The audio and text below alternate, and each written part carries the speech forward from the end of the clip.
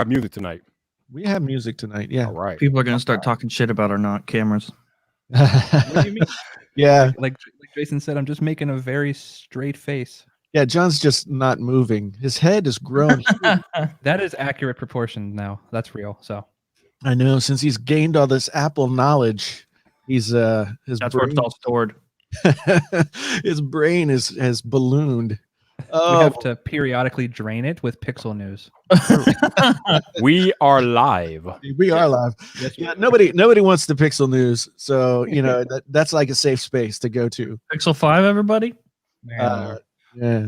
Is this a Pixel 5? Is it? Let's save it for the show. Hey, how many people? 125 people. I don't know. It was 152. yeah. Mine's okay. Good evening, everyone. I'm glad you're all here early. Tonight we got a really interesting show. We're going to do the podcast portion. We may do some after podcast hangouting, but we'll just see how it goes. We have some special guests this evening, as I'm sure you already realize. So I'm going to play the music. Yeah. And then I'm going to say the things, and then we're going to go. All right. So here we go with the music. Let's do it. All right.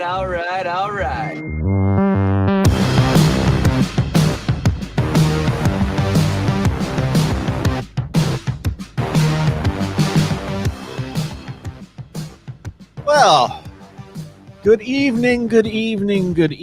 My name is Jason, sometimes known as the JTL. This is the Painfully Honest Tech podcast, and we're here tonight. We're here tonight under the auspices of actually having things that people want to pay attention to, and you know, it's been a long time since we had Mr. John Prosser on the show, and then I'm here. we just found out that Brian never does anybody's show, so I feel honored. Yeah. So You should. He doesn't even do our show, Jason. No, sometimes, Yeah. You know, there was a time in front page text past that Brian was like the face. And then, really? yeah, if you look back far enough. And then I forget. I keep wanting to retweet the Chris was that guy that you worked with for a while, John? Perillo. Chris Perillo, the Chris Chris Perillo Perillo. videos that you did. Yeah, Oh man. that was a while ago. But if you're not familiar with where you are right now, you're listening to the Painfully Honest Tech podcast. Maybe you're watching it live with the 203 people that are already here hanging out with us. We'll just get the housekeeping out of the way. This show is sponsored by Audible. wow, they never sponsor us.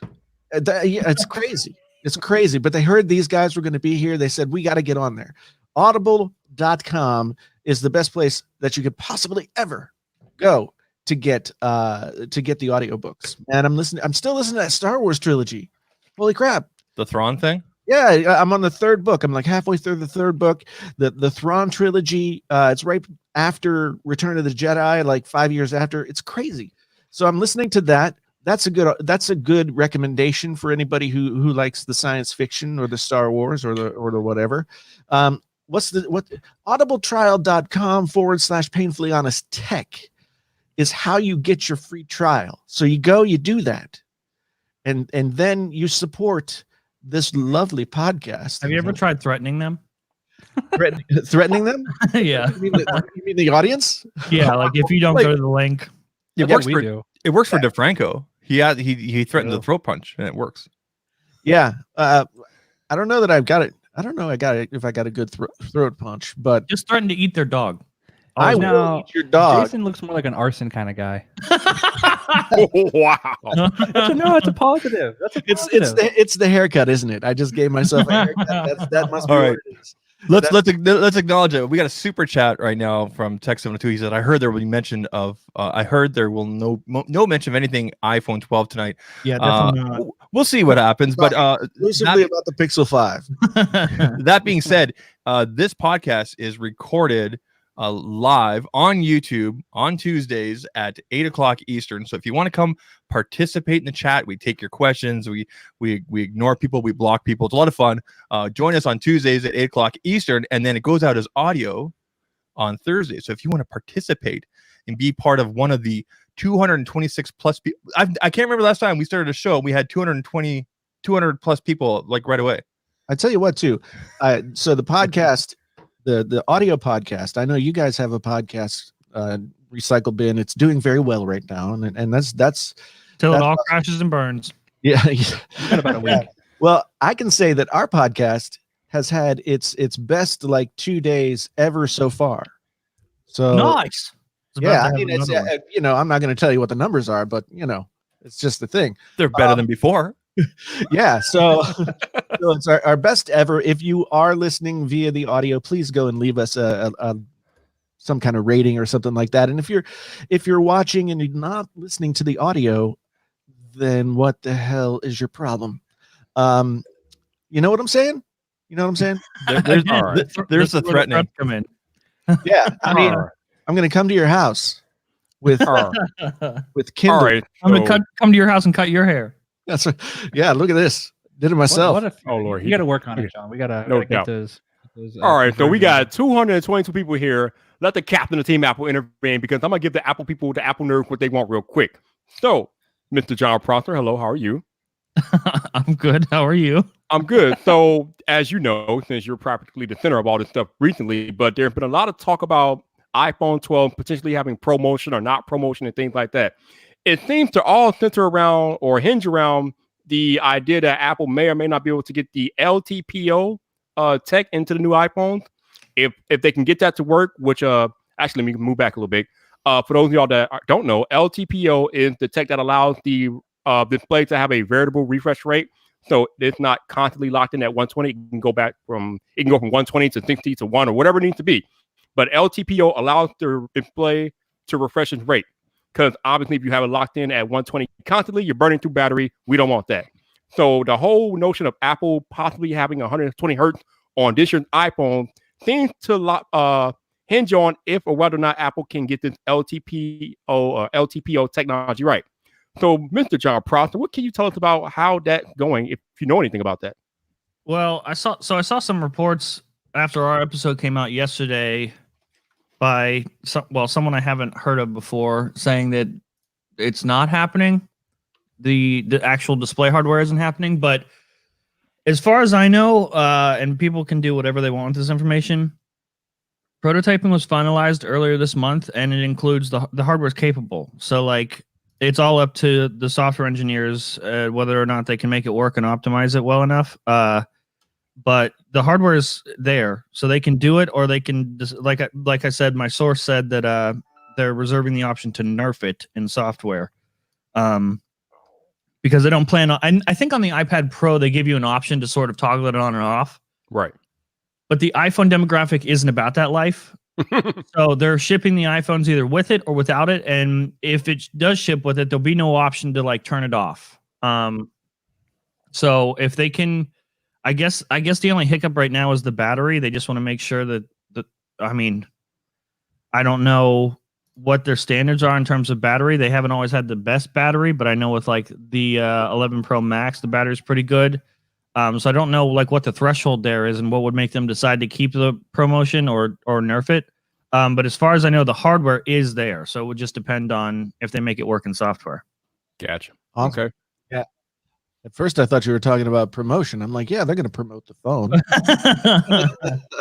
But hey, so one thing I want to say, we got a lot of people in here. I know, we're going to talk things through. We got some questions for these guys. If you have questions that you want to throw at us, the best way to do that is via the super chat tonight, because usually we can sort of keep an eye on the chat, but it might fly past a little bit more quickly. So the super chat is the way to get your questions answered, potentially.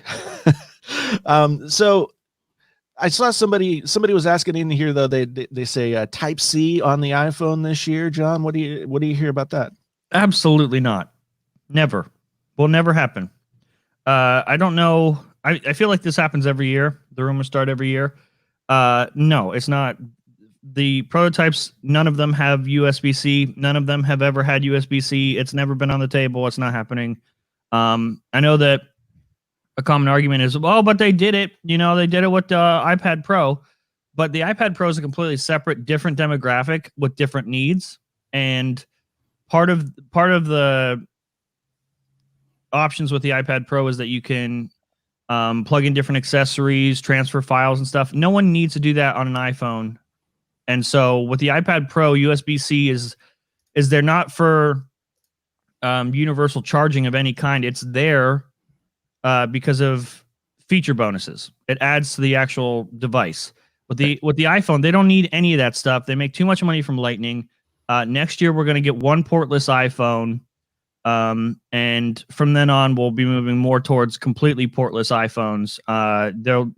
We're going to go from Lightning to literally no ports. There's not going to be USB-C ever. That was going to be my follow-up question too, was like, so we know that the European folks have come down and said that everything has to be something. But we've seen that workaround now with USB-C to Lightning and then way up. Yeah, right? They've been trying to do that for years, and Apple's not.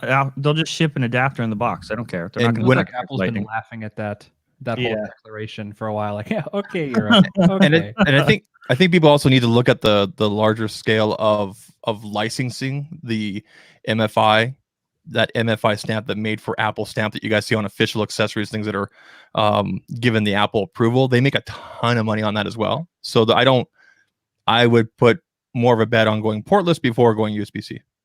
And the other thing is that the iPad is only a tiny fraction of Apple's overall business. They can afford to put USB-C on Lightning and don't really care. And if there's anything Apple's kind of proven here with the iPhone 11, 11 Pro, and Pro Max, it's that, through proper optimization and hardware working properly with the software, which they do wonderfully. I'm getting 2-day battery out of mine. So what's the need for the USB Type-C, the faster charging and whatnot? There's 10 people that would use it.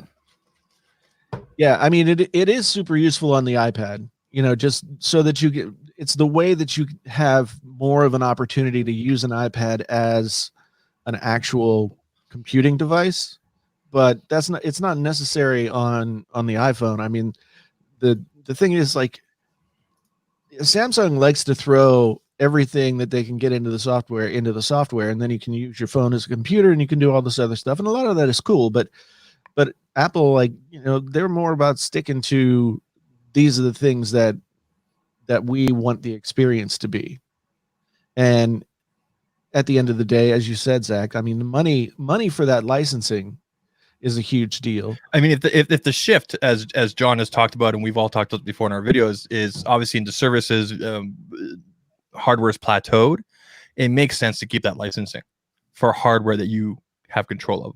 And I mean, hardware isn't even plateauing for Apple. I mean, the whole like compromise over innovation thing that we've been preaching forever, they, for a couple of years I've been saying the answer to declining sales is compromise. And so, especially with the latest year, them dropping the iPhone 11 price down to $700, the price it should have been all along, like with the 10R. That did crazy well. Like, it is the number one selling phone by a crazy margin. Like, the second place, the runner up is, I don't know, a Xiaomi something or other, or Redmi, I think. Who cares? Right.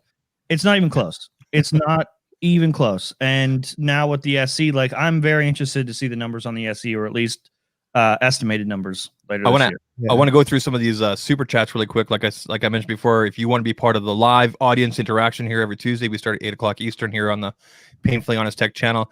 Python Plus says, how's your Apple glasses report coming along, Jern? Good. I've seen them.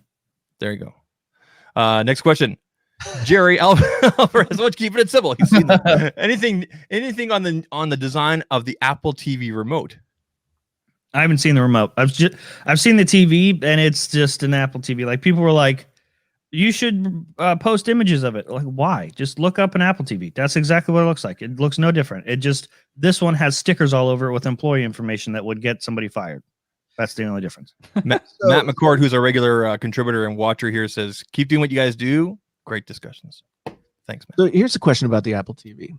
The Apple TV is still, in its current form, pretty much like over designed for what it is. It's got the A8 chip in it. The 4K has the A10X in it. The A10X. So that's an iPad chip. Yeah. And so what is the rationale behind like a new version of the Apple TV? Apple Arcade. Yeah, I feel like I feel like the last update was in 2017 or something. I don't know. But when I leaked that the Apple TV was ready to ship and that it has an A12X in it, and people are like, "What? That's crazy. That's overkill." First of all, how is that the most surprising part? Like the one from 3 years ago has an A10X in it, or like, do you guys not paying attention? It makes sense, and it's all for gaming. It's just for Apple Arcade, and they're working on a game controller coming either later this year or next year that's going to integrate with that, and then you'll play more games on your Apple TV with your plastic Apple game controller. Okay, let's be honest. Nobody's playing any games on Apple TV. Nobody, but they hope. Nobody's playing any games on the Apple TV.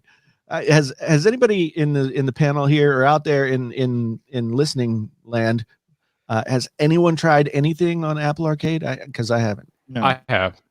I was, when it first came out and then we got the free trial, I wasn't playing one game on it. I forget what the name of the game is, but it was pretty fun. But other than that, no, not much. That's not even fun enough if you forgot. I play not on Apple Arcade, but on my iPad, I play Call of Duty Mobile, and I have my PS4 controller Bluetoothed up to it. That's pretty cool. So, I mean, I need to try that. Yeah, if you could have a similar experience on Apple TV, I don't know. I mean, there's something there, I think. Yeah, the controller compatibility is like, that's a pretty big step. So, like, I'm shocked that Apple ever even did that. So, you know. We have a super chat here from Samuel saying, well, if they go 120 hertz, what's the price points? 1500 is do Apple buyers care to pay that price, high of a price? Huge fan of all the streams. Thanks. Well, Prices John, aren't changing.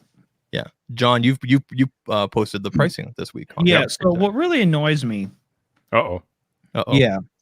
Especially with prices, like it's the same thing every year. Well, the price has to go up because we're getting new features. There's so many changes, the price has to go up. It's like they think that these companies just decide to out all these features all of a sudden. Like they've never thought about the features before, and that we're all just going to be surprised by the price. Like Apple just like, I don't know, Bill phone, put all these features in it. We'll see how much it costs later. Like, no, people. All of this stuff gets budgeted in. All the features you're thinking about and you wished an iPhone had, they've thought about it. And they've been excluded, or the ideas haven't been included, the features haven't been included to cut those costs. And so by the time a feature comes in, it's because they believe that they can put the feature in and still meet their target price.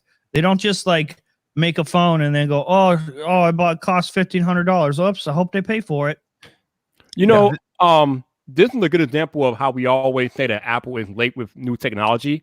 I mean, that's it right there. They're not the first to implement new technology because, like John said, they want to figure out how cost factors into it when the technology is mature enough to be valuable in an iPhone product. So once that technology becomes mature and valuable enough, and Apple can produce it at a cost-efficient rate, there you go. I mean, it's all, especially with Tim Cook as CEO, he's really good at moving stuff around and manufacturing and supply chain stuff. That's what he did before he was CEO. Their first priority is that target price. Before they build the phone, it's like, okay, but it has to cost this much. That's their first priority, and then they budget everything into that and order parts accordingly. Everything is to meet a target price and meet a specific profit margin every year, every time. For those of y'all that are not aware, what John just said is that Tim Cook was, before CEO, the chief operating officer of Apple. Yes, he was. I mean, that's what John is saying about the price point is interesting to me when you think about it in the context of other companies too. Other companies, they're not like putting a 5G modem in and being like, "Oops, it's got to be $1,400." Oops. Well, okay, so what really happened, with especially the Android lineup, was that the A865 Plus or whatever, the new Qualcomm chip, every Android phone has to have that chip. Every flagship has to have that chip, and it's all up to Qualcomm. So the price wasn't even up to Samsung and the rest. I mean, okay, I take that back because they went a little crazy with the Ultra. That is a 1,400 paperweight. A little bit. Yeah. So, but for the most part, like adding 5G wasn't even an option. And especially Samsung was just like, we're just going to make the phone and it's going to cost as much as we planned it to cost, plus what we have to pay Qualcomm. Right. Yeah. I mean, because we didn't see we're not seeing like across the board Android phones going up by $200-300. Yeah. And I've got like the LG V60 here in front of me that's actually cheaper by $200 than it was last year, and last year it also had 5G. So, I mean, it's about the price point that the companies want to hit, and the profit margin that they're hoping to get to, and Samsung just goes about getting it in a different way than Apple does. Apple puts their prices on the sandwich board, and then they stay there. Yeah. And they don't go up and down all that much. Every once in a while, you get a buy one, get one on an iPhone 11 or something like that. But for the most part, the starting prices for each of the models is set. It stays the same. And then everybody knows what they're buying. Yeah. And with like, Brian's just going to laugh at this. A sports analogy came to mind. Oh, God. Like, okay, Wow. let's say, I know. Sports knowledge. Yeah. I'm sorry about this. So if you had 56 free throws, you would pay less attention to each one. But if you only had 3 or 4 free throws, you take your time to make sure you get it in the basket every time. That's sort of what Apple's doing, because Samsung releases like 60 phones a year. You think they care about the Ultra, that they stick the landing on the Ultra? They're just throwing stuff out there and hoping for the best, because in reality, the A series is their bread and butter. They release 60 phones a year. They don't care about you or which phone you buy, because they have so many of them. Just pick one. And Apple is just taking more time because they have less options. They're only going with 3 or 4 phones. Well, now like 5 this year. But especially for the iPhone 12 lineup, we're just looking at 4 phones. That's 4 free throws, and they're going to take their time and make sure they land them, or at least try their best. They don't always do it. The Why other did you say I would factor is laugh that at that? wait, what? I just want to know why you thought I would laugh at that. Because it was a sports analogy. What is that? If I you don't want get to it. Never continue mind. that analogy, if you only get 4 free throws in a game, you're usually going to lose. So anyway, That's a good point. But the other factor is that we always talk about how Apple's iPhone designs are antiquated because Android designs they accelerate at a faster rate. I mean, hell, Apple had the same iPhone 6 body for 3 to 4 years. But again, that factors in the cost. If they could keep that same body type for 4 years, that kind of lessens the cost of manufacturing. That's literally why the SE is so cheap. Boom. Exactly. Yep. yeah, that's the very interesting thing to me. I mean, you're right. Samsung puts out all these phones. They set their prices. The thing that I don't understand about people who, defend Samsung to the death, and I mean, defending any company to the death is like silly. But those are the people, like Samsung is treating those people, the ones that are going to go right out to the store, they're going to pre-order their phones. They're getting them for that $300-400 extra dollars that they're gonna chop off in 3 months so that they can like make sales. Yeah. And they're punishing their best customers, and they're like, please, sir, can I have some more? The customers are.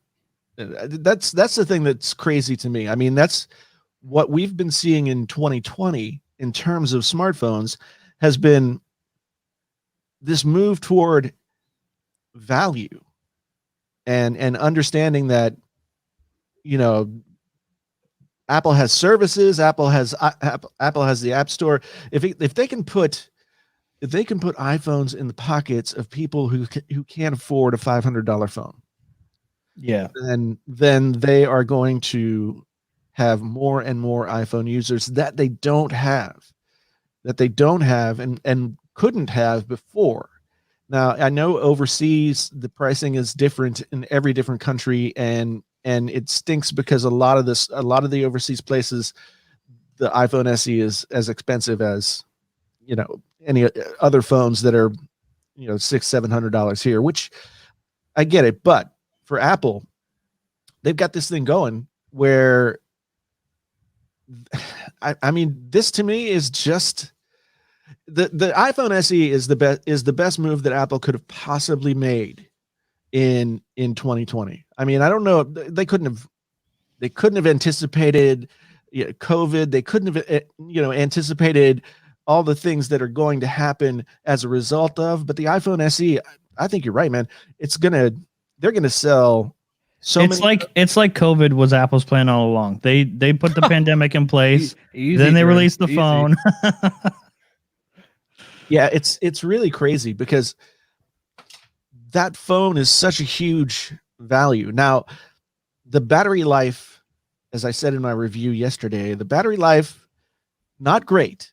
It's not worse than it was with the iPhone 8, but still, once you've kind of crossed over to the 10R, the 11, and then the higher end phones with just absolutely crazy battery life, it's hard to go back. But for the people who want to come into the Apple ecosystem, the people who want to get their hands on an iPhone, yeah, it's crazy.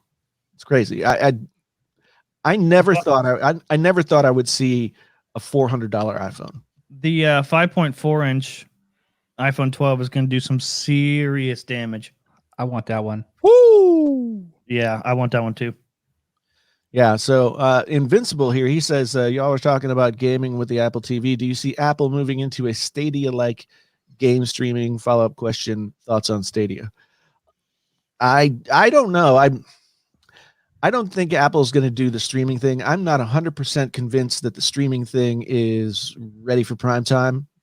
And it hasn't gotten users to this point. I think Apple's going to do the safe thing. I don't know what you... I agree with you, Jason. Streaming, we're way too early with streaming. I think that'll be more of a possibility once 5G becomes more of a norm in people's homes. But before we get there, not so much. Yeah. I mean, they want you to download it onto the machine and be able to... This feels so weird. I was gonna ask Bern what he thinks. It's so weird. It's so weird to hear in tech news that we know it's happening around us, but we never talk about it on Front Page Tech. Oh yeah. Have we ever mentioned Stadia ever? Maybe once, but I was just gonna say, like, I think a good guideline to see if Apple is gonna do something. Maybe they probably won't do something that Google's about to kill. Like Stadia is like flopping super hard. There's no way Apple. Whoa! Time out! Burn! Whoa! Burn! You said Google is about to kill it. Are you like the Google leaker now? Do you know something we don't? Yeah. No, I'm just more the writing on the wall leaker. Wow, that's a bold claim. We just got started with Stadia though. Yeah, but Stadia will be gone within 18 months. Jason's right. It's hot garbage, and wow. There's no way Apple's gonna even be like, yeah, let's do that. No, Stadia is like anything else that Google does. It's like a really cool idea. They're like the ADHD tech company. They're like, oh, this is really cool. Look at the thing we did, and then they just forget about it. And 2 years later, it's gone. Add it to the list of what are the? There's a website of like killed by Google. Yeah, killed by Google. Yeah, add it to that list. Yeah. So yeah, I'm not a big believer in. This is very interesting because with PS4 and Xbox Series X or PS5 and Xbox Series X coming out, those things are basically desktop computers. Yep. Now we have companies like Apple and Google, and even companies like Nvidia stepping into this gaming market as well. But I just don't know. I don't know where the business is. Okay, so let's back up real quick though. So Burn thinks that Stadia is going to die, and that is likely so. But remember, in response to Stadia, Microsoft and Sony formed a partnership to better their cloud gaming infrastructure. So yeah, but Microsoft has Xbox and it's working for them. Microsoft has already been working on xCloud for long before I would say Stadia was like a mainstream thing. Right, but what I'm saying is that cloud gaming is the future, though. I mean, cloud gaming is not going anywhere. Apple's just trying to get you to play on your TV. That's it. They just want you to play Apple games. No. I'm not saying Apple getting into cloud gaming. I'm not saying nothing like that. I'm just saying that cloud gaming itself is definitely. Oh yeah, absolutely. Cloud everything gaming is the future. Cloud gaming's been around since at least early 2010. I remember playing a service called On Live back when it was like really slow internet connections. So it's been a thing. It's never been good, and somehow it still isn't good. So maybe it's just not the time yet. Do Flash games count? Back in the day? Oh yeah, of course they do. Yeah, I've tried the NVIDIA, like just play from my computer to the TV. That even sucks. So there's so much ground to cover to make cloud gaming viable, but it'll happen eventually. It'll happen eventually. Keyword being eventually. Yeah. So Ryan Staniforth says it's also about laying groundwork for plans laid out years in advance. Apple doesn't jump on fads, calculated decisions. Yes, absolutely, absolutely. They always. I mean, to be fair, every company has like 3 and 5 year projections of what they want to do. I think Apple just has been really good at limiting what they're going to do and then doing that limited thing really well. Like there used to only be one iPhone. It's like when you only got one product, you can put everything that you got into that product. Yeah. Mm-hmm. Well, it's what you guys have been saying recently is like Apple's only going to do it once they can include it within their budget constraints. So if you look now within the iPhones coming out, the cheaper ones have OLED panels. That wasn't ever a thing. I mean, look back at what was it? Oh God, I don't even remember the names. We've been talking iPhone 12 for so long. The cheapo iPhone that you were all excited about, Jern. 10R. That was 10R. Oh yeah. it had the shitty LCD screen. Yeah. Well, now the cheapest iPhone has an OLED because they can. And they can afford it. they also made a move to make that happen. They're working with BOE. exactly. And who knows? I mean, they have their own standards with OLEDs, so I'm sure the quality's fine. I'm curious to see if there's any scandals when that phone comes out. Be like, oh no, OLED has burn-in or it's blue or whatever. Since they're working with BOE for the first time for this. We don't know anything about this BOE company either, so that's definitely They make a wild Huawei card. stuff. Oh, okay. I think they make cars as well. So Yeah.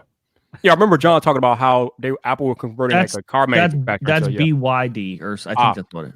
Okay. I The forgot what it's called. standards will be there. They have to be, otherwise they wouldn't have switched from Samsung. Yeah, They have to be. I think that one thing is, whereas some companies might buy parts off the shelf, and I think Apple has very strict regulations and very strict sort of guidelines that they're looking for to be able to approve those screens to go into those phones. I'm pretty sure BOE is going to meet 85-90% of the Samsung quality at 40% of the price. Right. And the other thing is that the BOE screens are not going into the iPhone 12 Pro model, just the regular iPhone 12 model. Yeah. My question, I guess, here's another question. I don't know if we'll ever find this out, but with Apple not buying as many, obviously, OLED screens this year from Samsung, how much of a chunk does that take out of Apple's wallet? With them not buying? Yeah, not buying Samsung displays. You mean how much does it take away from Samsung, or how? Yeah, much? sorry, yeah, take out of Samsung wallet. I'd imagine quite a bit, but then again, Samsung is even using BOE for some of their phones this year. Yeah, I thought that. Yeah, Samsung just a better price. Samsung is its own nation state. I don't know that like Samsung is gonna. I don't think there's anything that's gonna really tip Samsung over. Although I do think that the Galaxy Fold last year put a big dent in their mobile. Yeah. I mean, in the last 5 years alone, they've been able to take a loss on 2 phones with the Note 7 and the Galaxy Fold. They're just like, whatever, man. If it all goes to hell, we still got refrigerators. Yeah, that's the crazy thing. I mean, people forget about the Note 7. That's only like 4 years ago. Yeah. And they released that phone twice and then had to recall it twice. And then they're just like, I guess we just won't sell it. Man, what a time to be alive that was fun working at Best Buy when that was a thing. I can imagine that. So El Jefe has a question here that I saw Travis had a super chat that just flew by. He wants to know, John, now that MKBHD has officially canceled Greg from Greg's Gadgets, should he just go over and start covering Samsung stuff instead? That's out of Greg's league at this point. I think the best option is just Pixel stuff right now for Greg. I mean, listen, I'm not saying Greg's career is dead, but the Pixel stuff did save my career. When I had nothing, bottom of the barrel, we started with Pixel Leaks. Brian and I, we climbed our way back just through Pixel Leaks, and then you eventually make yourself the Pixel Leak. Wow. Pixel Leak eventually you might make it back to Apple stuff, but right now the best idea is to just go straight to the Pixel stuff and try to save yourself while you can. It's hard on those. So that's a good transition now. So when I approached Jern and Byrne yesterday in regards to coming on the show, their initial reaction was "F you," but then but then he pulled out the gun, and we were like, oh, all right. but my this is the bigger conversation I wanted to talk about tonight. So a year and a half ago, if anybody's been watching, like, first of all, let's back up a little bit. You guys have been doing FBT for 8-9 years. Oh Is my that right? Let's not pull it all the way up to 9, even if it is. Let's just say 8 years. Well, you guys have been doing the show for a long time, and when I Yeah. first found you guys are around 25,000 or 30,000 subscribers. Okay. And you always said back then, and even up to maybe a year and a half ago, or even a year ago, the show it's a fart and comedy joke show with centered around technology, or with technology involved in it. You know, it's a chance for you to put a smile on someone's face for 10, 15 minutes, usually the 10-minute mark, because you want to get those YouTube dollars. Yeah. So here we are, 2020. It's May 12th, and in the last 5 months, Front Page Tech has become the place for people to get their leaks and their information from everybody, not just the online, not just tech enthusiasts, not just the online, the Mac Rumors websites, and then in the 9 to 5, whatever, and everything like that, but also, Bloomberg, CNN, Fox. We've seen these places all quote you guys. How unfortunate. Yeah. What's that pressure like? I mean, did you guys, was this intentional? Like, okay, now we're going to become the serious, or did it just happened? It was the plan all along, Zach. From year one, we're like, we're going to suck for 8 years, and then it's smooth sailing. Liar. Oh, shit. No, I mean, we definitely did. If this was the plan, man, then I'm sad about us.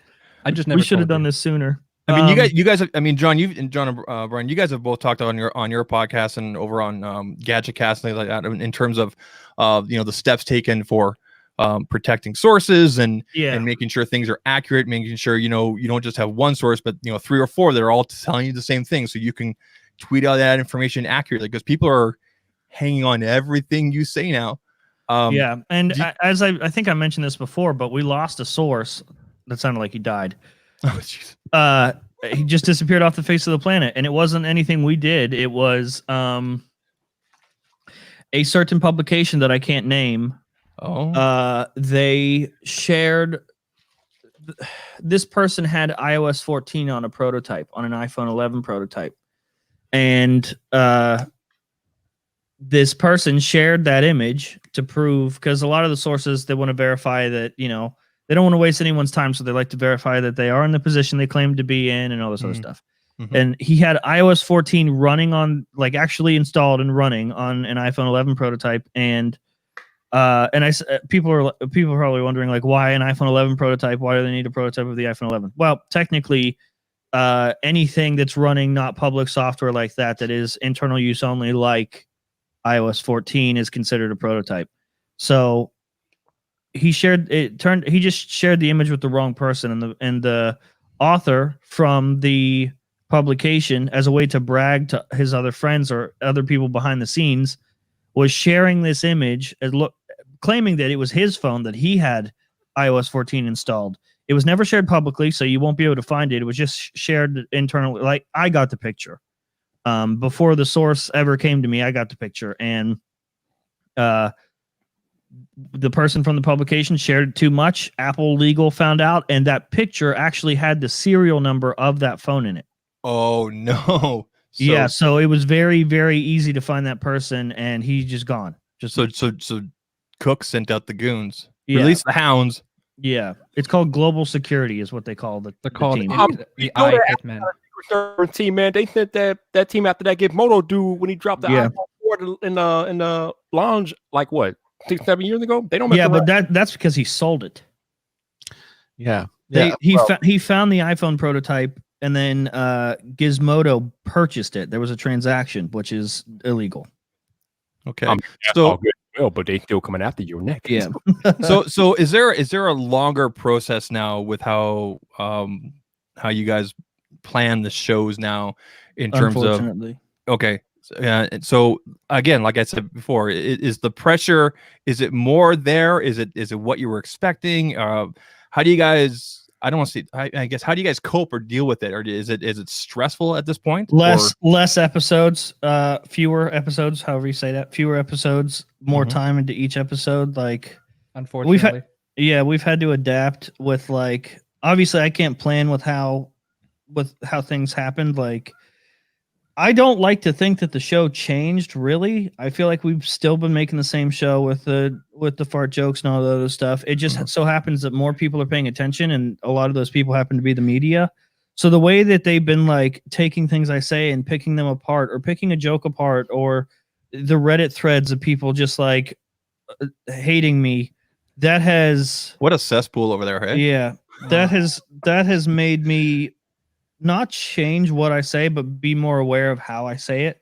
So a lot of the shows like are scripted, like 3 hours in advance. I'll sit there and just script stuff and try to make and I'll read it over and make sure like, okay, can anybody twist what I'm saying in this line? And so then I'll finally record it. And we've never scripted front page text. So that part's new. It's getting easier now where like, I don't think the last episode was scripted. The last few episodes haven't been scripted actually. The bigger ones tend to be scripted. The ones that like are the same topic from beginning to end. Especially if we know, like in my head, I used to call them press days. It was like, okay, I know when the show goes out, it's going to be in the media, but now I just assume that every episode is. And so I'm trying to be more careful. So I script stuff like 3 hours in advance. Recording might take an hour as opposed to a half hour or something like that. But according to Burn from Recycle Bin, I guess it's not so much added pressure for him. Still doing the same thing, Brian? Is Brian? Are you part of the discovery or research process more now than before? Because I know that John used to do a lot of it. Information would be sent over back and forth, but I know that John used to do a lot of the research and everything like that. But Brian, are you more part of that now, or are you just sticking to the editing? It's a little bit more intense. Like it's less research and stuff. It's more fact checking. So if I notice that, John's referencing something from another news site or something, and maybe it sounds a little bit off, I'll be way more attentive to that to make sure that we get our stuff straight. Because before it'd be like, look, it's funny, he misspoke. But now it's like everyone's like, John misspoke, he's a liar, call the fire department. Like, yeah. It's like he misquoted him, and it's an insult. So we have to be really. And my last question in regards to editing, Brian, how hard is it to edit the I have ascended? So it's traumatic, No, but dramatic. The first few times, my wife is texting me now, like, what the F is your problem?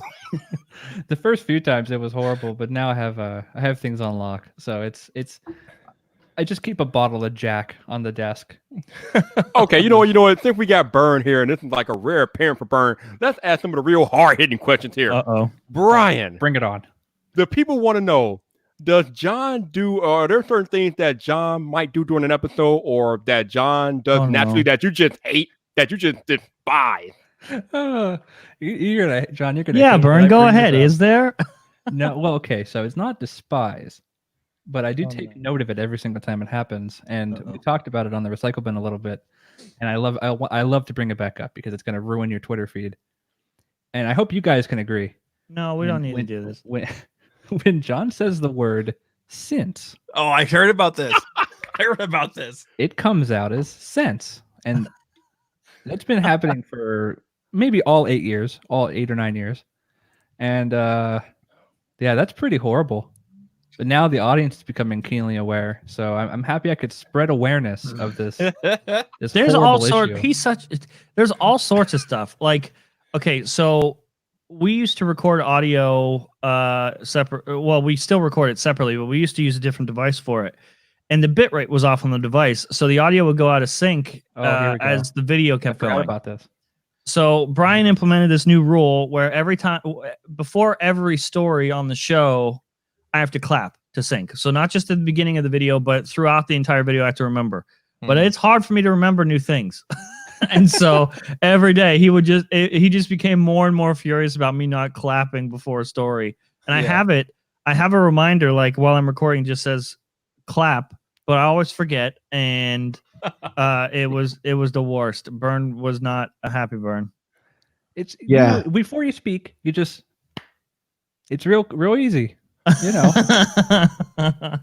Yeah. Oh, what can you Well, do? see, I mean, at least you don't have to like sync up the time code now, you know, because that used to be the thing. Is like, okay, we got the clapper would like have all the time code and stuff. Yeah. Yeah, That's what we need, Burn. We need a clapper. We need a There you slate. go. I'll just Clap buy on, you a clap on. slate. All right, so I got another interesting question for Brian. I know that you used to be the host of Front Page Tech, so I'm curious.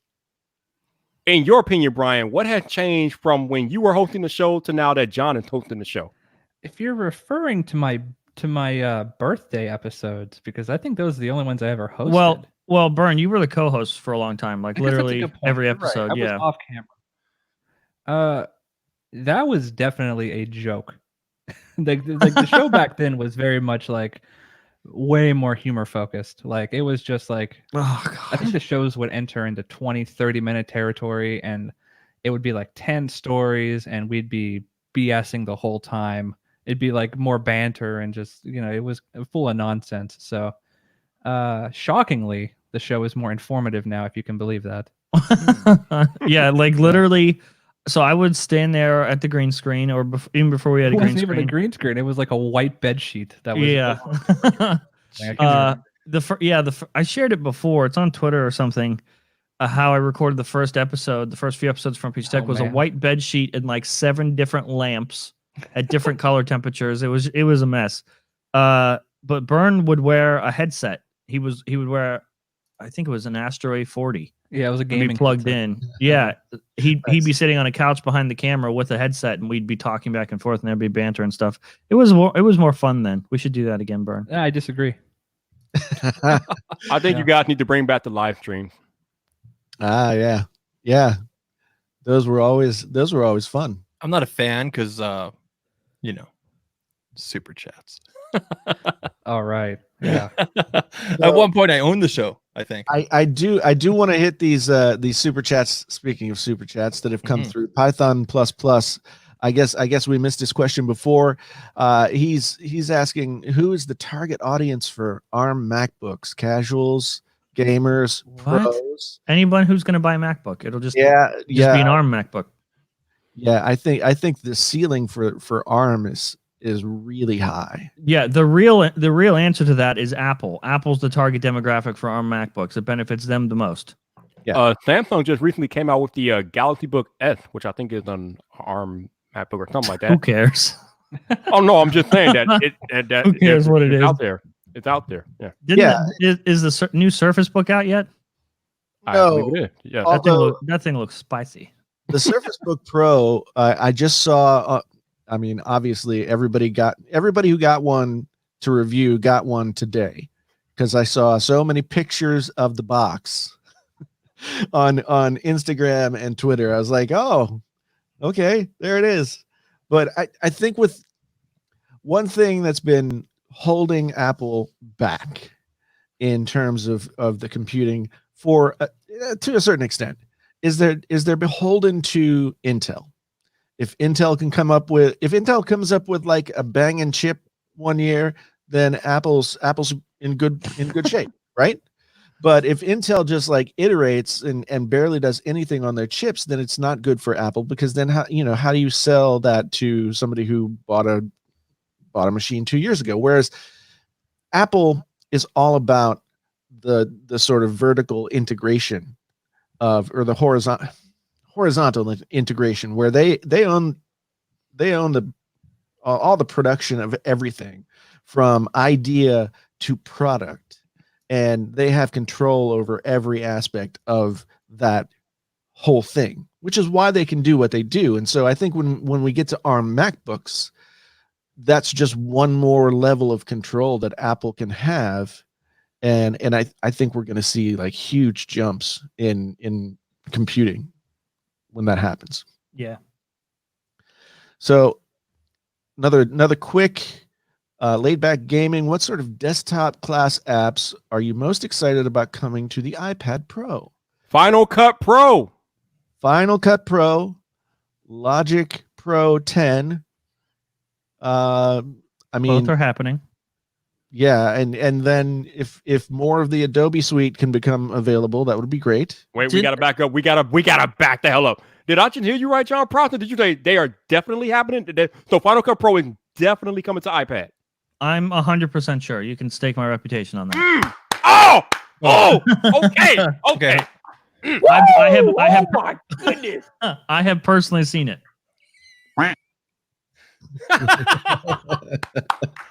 Oh, I'm looking forward to that. I mean, didn't Logic come out with you can use your iPad as a controller with the latest version? that's been there for a long time. Oh. That's been there for a long time. So you're able to, if you're connected to the same Wi-Fi connection, you can use the iPad as like a little console and move Viper. and move the faders and stuff like that. Which has been something that's been in Logic, I want to say it's for like 10 years. I feel since Logic 10 came out. It wasn't easy to do in the early days because the hardware wasn't as easy. I mean, it just wasn't ready to do that kind of thing. But now, yeah, there's that companion app. I never use it.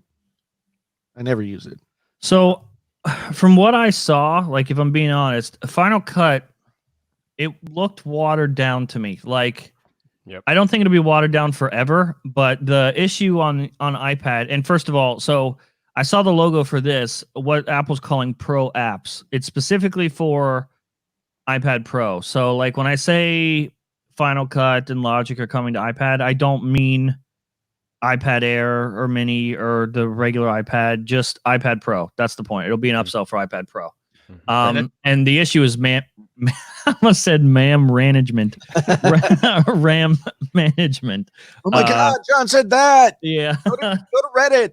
So yeah, I've seen it. It looked watered down to me. It doesn't look like a full Final Cut. It looks like a Final Cut Pro for iPad. And it just looks like Apple built an editor for iPad, and then at the end they were like, "You think we could get away with calling this Final Cut?"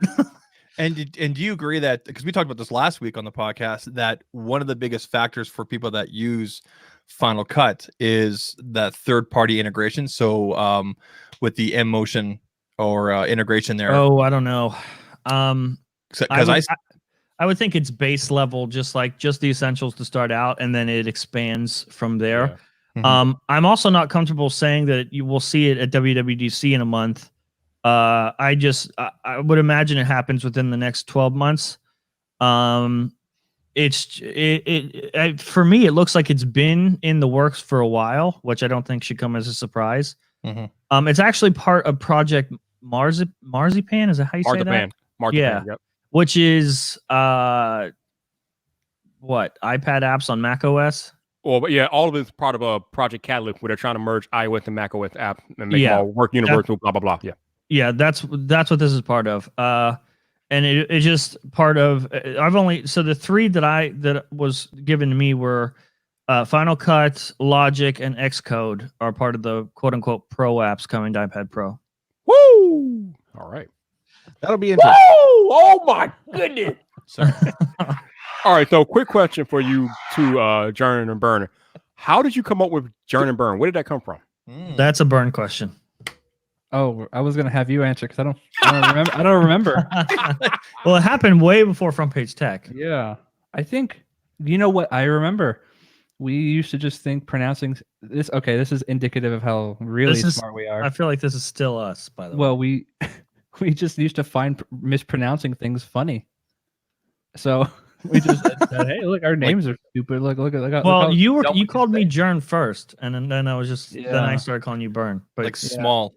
If anybody were to see how we speak to each other in like text message, they would think we were straight up morons. Canceled. Yeah, cancel us. We just say like instead of like, "Are you recording the show soon?" It'd be like, "Jaron, you record soon?" And also,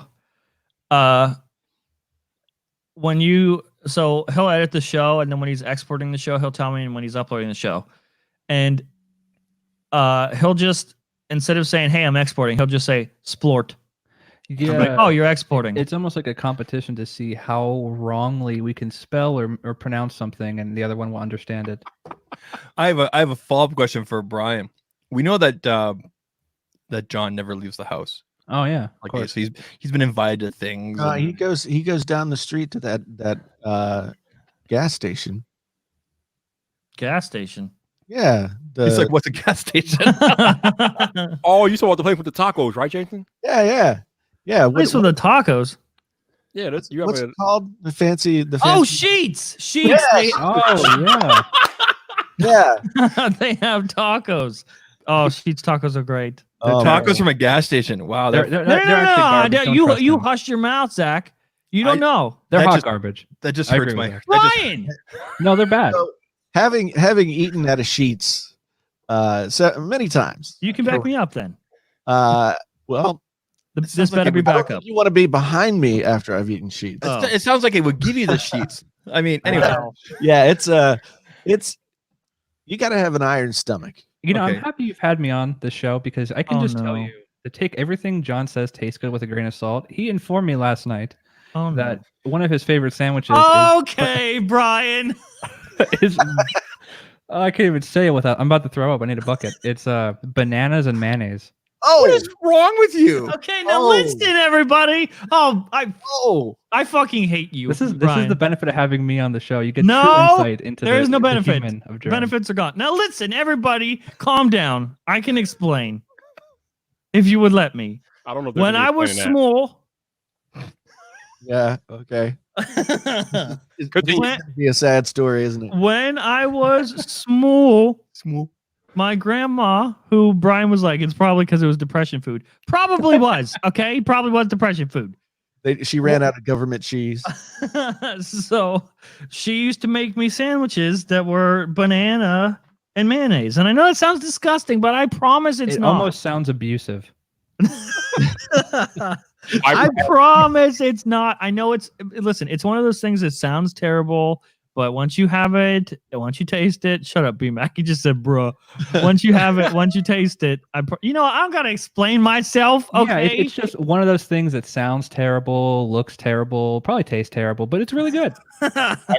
No All right. I hate All right. you. So to follow up on my original question about how John never leaves except for Sheets, Brian, have you ever had a desire to go to any of the events that you guys have probably been invited to meet other editors or anything like how do you stay in the loop in terms of editing, anything like that? Are there any forums or anything like that you read or do you watch other people's videos? Seriously. That's funny. No, honestly, it's such a bubble. Like what happened the other night? I never even thought of. Oh, I was reading. I'll Google stuff if I have a question. That's pretty much it. If I'm like, how do I do this effect, or like I want an example, but everything's pretty much drawn on necessity. Like I had seen something, because I will browse certain subreddits, and it's like it was a person talking about like, do they think that more people would watch if they didn't use certain effects, or like if they didn't if they like structured their content differently? And I had never considered that for our show. It's such a bubble. Mhm. Oh, the comment that was like no jokes and more just serious. Exactly. Yeah. Oh, Yeah. fuck It was, that guy. it was just like I've never considered restructuring or doing anything different. You know how boring the show would be, As- even as a- just for us to make it that way. As Ugh. someone that's been watching since, like I said, since 25,000-30,000 subscribers, don't change the structure of the show, please. That's what makes it the best. Yeah. Like, never I been don't think you considered. understand how much you think I'm like in a bubble. Burn is in a completely separate bubble. It's also there'll be something trending on Twitter or something even like politically happening in the world and be like, Burn, did you hear about this? Nah. Yeah. I'll actually. ask There John could be a sometime. missile headed to the United States, and he would not know until 5 minutes like after I texted him was like, hey, just want to let you know you should probably hide. I'll see a thing trending on Twitter. I'll be like, John, can you explain this to me? I don't know what this is. You know, So, I have to say though, right before you came on, John. Mm-hmm. Byrne, he sort of said like you just became aware that there was a global pandemic happening. Well, What? that was due to you not leaving the house because Right. I don't think you actually have legs anymore. I think they've just No, I don't. molded to your chair. Yeah. It's so funny. We have been live for 59 minutes, but in these 59 minutes, I can already tell that John and Brian they are like brother practically, man. Yeah. Well, yeah, I'd say. We did share a bed for a while. Oh, did you really have to? Oh, we've said Okay, that now I before. have to explain this. You made me fucking explain my banana mayonnaise sandwich, and now I have to explain to the internet that we slept in the same bed together for like a year. It was a king Tomorrow's video from Watch Mojo. The shocking truth about John Prosser. Okay, Yeah. listen. We were... Oh, fuck. Okay, it was a California king, I should mention. The biggest bed you can buy. Actually, a Wyoming king is bigger, I've learned. But anyway. Was it a waterbed? No. It was a California king, and Byrne and I... What even happened? How did we even get there? You moved in, and we didn't have enough bedrooms. It was just a living situation. That's all it was. Yeah. It was totally platonic. Before Byrne and I were Jern and Byrne of today, we were Jern and Byrne of poor, and we had not enough rooms, not enough beds, so we shared a bed. Yeah, that's all. You know, just a fun good old time, good old romp. This is That's not the word. This is the last time we're going to see Byrne on any podcast. The worst. I might be banned from joining any other shows. We need more. I think He says one. Literally, he says one. He says yes for the first show in ever, and immediately says that we slept in the same bed. We're gonna have a list of like no phrases for our next podcast. I'm pretty sure. All right, to break the tension, we'll go back to a couple of super chats that have come in. Will we see Arab Boateng asks, will we see reverse wireless charging on the iPhone 12? I don't know. Yeah, I don't know either. I hope not. I still think it's kind of a bullshit feature. I'm sorry. It is. It's like apparently it was the hardware was in last year's iPhone, but Apple nerfed it at launch or whatever. So I doubt it though. Seems like a trend. Yeah.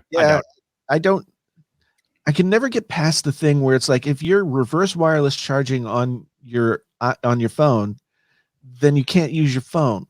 Must be called power drop. It's like that's real, by the way. That's not a joke. It's called power drop. Yeah. So I don't know. It's I hope that we don't see it. The battery life on the iPhone's 11 series just unbelievable. I don't want to see anything that's going to mess with that battery life. And of course, Tech Odyssey wants to know if you can. Oh my god! Ask Technically T. Find him. Whoa! Oh, speaking of Technically T, I had him on a podcast yesterday, and John, he said he's coming for you, baby. He's coming for you. Why? What did I do? Because you ruined his life for a month. Does nobody realize that I'm the one that started that? Technically T is the only one who has. Yeah, I'm pretty sure I took the fall for Zach. Yeah. Well, yeah, you dispersed it like herpes. So yeah, Technically T is the only one who has the Note 9 Fortnite skins. We all gave all of ours to him. So we've got another one to Jern. Do the Apple glasses look cool?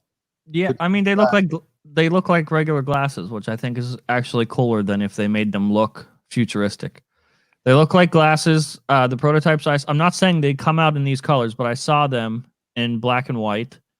And they don't look like a machine on your face. See, that's what I've been worried about. Like I really want these glasses, but I already wear glasses. So if I wanted to have those glasses, I would not be able to I was afraid that they would look stupid. Oh, hey, Renee says reverse wireless charging was never in the iPhone 11. No coils was a bad rumor. Interesting. Oh, okay. Okay, I got a question for you, Mr. Prosser. AirPod Studio, what do you know about it? Anything? That they're called AirPod Studio, and they're $349. You gotta go deeper than that, damn it. Go deeper. That's all I know. I mean, other than that, the best information you'll get is probably from Mark Gurman's report about the magnetic interchangeable thingamabobs. Ear cup, yeah. Okay. Yeah. So are you going to be able to use them in the studio for critical listening? I mean, I think you can refer to them or believe they're studio quality just as much as the AirPods Pro or Pro. Okay. Now that we've established that, Yeah. uh, I like how, AirPods Pro, everyone's like, they understood. Oh, Apple just slapping the Pro name on it. But because something has studio in the name, everyone's like, oh, these are going to be insane. No, it's just a name. It's just a name. I complained quite a bit about the Pro thing, but I think most of us complained about when they went iPhone 11 Pro. I didn't. I complained about that because me and Jason did a whole podcast talking about that very thing. I did not. Yeah, but marketing. So when the AirPods Pro came out, I was like, yeah, whatever. Okay, Pro means more expensive. Next season of Front Page Tech Burn is FPT Pro. Ooh, I was just thinking, but that means more expensive. Doing a little daydreaming while we were talking about the naming conventions. I think I would be more interested in buying Apple products if they were like subtitled with Tim, like iPhone Tim, or I was just thinking when Jason was talking about the Apple glasses, if you got to like wear them while sleeping and you woke up to Tim going "Good morning" every morning, I think a selling point for me. Burn. I think we both have to have Apple products just because we owe it to them for our careers at this point. We need to start buying more of them. We just owe it to Tim Cook. Offset the damage. Speaking of which, Brian, do you have a brand preference or do you just not care? Yeah, I was thinking about that. There was I saw a message in chat about talking about what phones everyone uses, and I still use a Pixel 3 because we were sent one. Mm-hmm. So I'm pretty sure I just use whatever. That's the phone that made me buy an iPhone. I can just whatever it's like thrown in the garbage next to me, I'll pick up, and if it's not cracked, I'll use it. So I would say you're more aligned with the typical consumer, not just tech enthusiast, which is as long as it gets me from A to B. I think you could refer to me as an opportunist more than So like whatever is just cheap around me that doesn't suck, I'm on board. I should have hung on to my Pixel 3 because no, you shouldn't. Well, last year they didn't send me any. Maybe I was by Brandon. Brandon reminded me that I did call the Pixel 3 an abortion of a phone. That might do it. I don't know if Google's into that. So yeah, that might have made them angry. I didn't get that one either. So I was kicked out of Team Pixel. Okay, that brings a bigger question, Brian. If you're not that hardcore into tech, then how did you become co-owner of Front Page Tech? It's not that I'm not hardcore into it. My interests are deeper in other aspects like gaming, PC hardware, and stuff. Gotcha. That's why for a while there, I did a show on the channel called Hardwired, which was like product review and was more enthusiast focused, just in a different, Front Page Tech is more like for the general audience, I would say, John, right? How would you describe the show? Well, I always thought of it as just like more consumer tech focused. And we explained this on an old episode of Ask FPT back in the day. That's what I was when thinking. People were like, why are you always talking about phones? It's because no matter what version of tech or what area of tech your interests are in, we all have a phone in our pocket. And even the regular average everyday person, they don't buy a phone. You don't just buy a phone if you are interested in tech, because whether you are an enthusiast or not, it's in our lives. It surrounds us. And so that's why, and right now, that's just been a huge focus, especially the last 10 years or so. Mobile tech has been the thing and will continue to be the thing because that's the future. Everyone talks about, can the iPad replace a PC? But y'all aren't even looking. You're not paying attention because our phones have replaced the PC more than anything ever, because the rate maybe doesn't replace your PC, but for everyone out there who's just sending emails, checking Facebook, Twitter, that sort of stuff, there's no home computer. You don't have a room with a family computer in it anymore. Everyone's got a phone and everything's done there. And so that's why we like to talk. That's just where the interest is. And that's why we talk about it on the show. But we did have, Byrne mentioned, we tried a product review show called Hardwired where Brian was actually the host. There's a playlist on the channel. It's unlisted, but if you look in the playlist, you'll find Hardwired in there. It was sort of like a really quick bite-sized Front Page Tech, but just for product reviews. I think it was fun. I think we should bring it back, Byrne. It was fun. It was just way more work. somehow. Oh my god, it The was. front page tech. Like We had to work like other YouTubers do, where they shoot B-roll and like Yeah, it man. was awful. I respect, like through doing that show, I respect, not that I never didn't respect them, but I respect people who do hardware reviews way more Mhm. after that show. It's like you guys have a way harder job. It's crazy. Yeah, it can get a little detailed, definitely. Imagine you might say a spec wrong. Or B-roll is a thing that I pretended didn't exist for like the first 4 years of my YouTube career. And I still don't like it. I still hate it. I don't want to use B-roll. I think it's an important aspect as long as you're using it properly in order to engage and make sense. So Now if you're talking about if you're doing a review and you're talking about the display of a phone, it makes sense maybe to cut to showing the display of that phone for 3 or 4 seconds. Do you know what I mean? Here's the thing that I've been doing over the past several months. I just hold the thing I'm talking about, Yeah. and I stick it at the camera. I'm like, I was just about to say, Jason, you know, you could take the Travis approach. You could become the B-roll. yeah, exactly. But you know, 504 with his 504, his traditional 504 has, man, there's no sheets anywhere near me. I think that's like an east of the Mississippi thing. But for you get this. There we go. Ooh, we got an interesting question in the chat from Dwayne Miller. He says, John, are there any updates coming to Theory in iOS 14? And John just went. John just He disconnected. just left. Oh, you know what? This is probably his nightly internet issue. We've been having crazy, weird outages around us. Okay, Burn, you're up. Any You're what was the question? any update coming to Theory in iOS 14? Oh, she gonna get smarter, probably. Listen, that's what you get. I'm here for the jokes, man. I'm here for the jokes and the Jern drama, whatever I can like spread about him. Brian, what type of computer do you have? You have a PC? You don't have a MacBook, right? You have a PC? No, correct? yeah, full PC. I'm actually gearing up to upgrade my editing rig because it's been about 5 years, and you know, I think it's time. You're a Premiere guy, right? Premiere Pro, all the Mhm. way. Have you ever used Final Cut or ever had any desire to switch? I mean, there's been desire. There was actually talks of early into, or like not early into front page tech, but you know, I wanted to switch over at some point because I knew that they had a lot better like workflow for what we were doing with the show. Mhm. But it was the exclusivity to Mac that really like it hurts because it's kind of, even when you compare entry level MacBook stuff or Mac stuff to like even higher end PC stuff, the barrier to entry is massive. Yeah. So it was just not worth it. And then I game a lot, so there's like all the having to use Wine on Mac and a bunch of other stuff. It just wasn't worth it, you know? Yeah. I kind of go back and forth.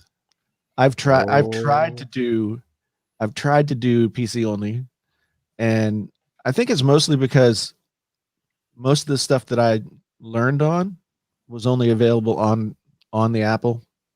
I'm talking about the OG like, Macs, huh? Yeah, like, you know, Photoshop or anything like that. Right. Spark Express, those kinds of things. Pro Tools, all that. That was all on Macs, and it didn't exist on PC. Mm-hmm. So I learned on Macs, and so I think a lot of those creative programs are a lot easier for me there, or at least I seem to have more technical issues trying to do the same things. Like, I really like Premiere Pro and like the way that it works. I've worked with the Adobe suite for a long time, so it's like familiar to me, but it causes more problems than, Right. I guess, if I wasn't like writing, shooting, editing, releasing, promoting, like all of the stuff, they wouldn't be as big a deal. Mm-hmm. But they become a big deal when it's like, when my PC is like, nope, not going to do it right now. Brian, I have another question in terms of, because you talked about this before, in terms of how there's more of a discovery and fact checking process on your end now, not just the editing. Do you and John split that up? Like, okay, you take this story, I'll take this story, or is it, you know, you both take a story and then, you know, John does this half and you do that half, or how do you guys kind of split that up? I would consider it's more of a wave thing. So John is the first wave of stuff. He gathers stuff because he has a better eye for, like he does the thumbnails, for instance. He Yeah. has a good eye for algorithm stuff and what should be headline material. And then I'm definitely the final barrier for what gets released. So for like everyone who watches the show, they might see something that like, oh, how did that get past Brian? Well, it's because I did actually I've watched the show now, but maybe 4 or 5 times, from beginning to end. And by the end of it, it's like, okay, final pass. Here we go. Listening to John talk about the Apple Watch rumors again. So Right. it's definitely a wave based. So I just tend to make sure he knows what he's talking about or gets what he wants to say out in like a listenable manner, because it through so many takes it can really degrade, and he'll lose track sometimes. I mean, it's just the nature of, I'm sure you guys know, like after you've been on one single take so many times, it's like, okay, let's try to restructure. Yeah. Definitely. Hey, Brian, does your significant other watch the show? She watches the parts that she's not really a big tech enthusiast, but if I'm like, look at this ridiculous joke, then she'll tune in. Or she's a big fan of the ascended stuff. Unfortunately, we need some merch with that. that we're in the talks of a new merch sort of line. We're so bad at merch. We really should be better. The people love toilet squad shirts just did phenomenally well for you guys. It's one of those things where we put it out so rarely that like anything we put out does phenomenally well. We just never put anything out, so it never does well. We're like a case example of what not to do. It's funny because I put things out and they don't do well. So maybe you should try never putting things out, then everyone's surprised when you do. yeah, I'd have more free time too. There you go. Yeah, prioritize free time and just, oh, look at that, it's sold. All right, this dude keeps asking the same question about the Apple TV 4K Wi-Fi specific details. We don't know any, man. The only thing that I can tell you that is that more than likely it will support Wi-Fi 6. I don't know why it wouldn't at this point. The iPhone supported, the new iPad supported. So I'm guessing that the new Apple TV will support Wi-Fi 6. But other than that, we haven't heard anything about any Wi-Fi or software detail, man. Even John, when you guys get like see his tweets and see stuff in the show, that's usually 99% of what he's learning. There is some stuff we hold on to due to like not wanting to outsources or maybe hold some stuff in our back pocket for a future show. But usually what you guys see is like what we know.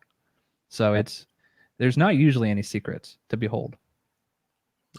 Yeah, that's cool though. I mean, so I guess my question, and maybe you can probably answer this as well, is like, so at what point did the sources sort of start to roll you guys' way as opposed to like, seeking them out? Well, John's talked about this before, but there's never really been a sort of all-in-one cohesive leaker like this, I feel like, with John, or with us rather, because if you look at the most prolific Apple leakers, Ming-Chi Kuo and others, there's not really a big personality behind there. There's not really like, outside of Twitter or maybe talking to publication, John's been like one of the easiest ways to get fast-tracked onto like a platform, if that makes sense.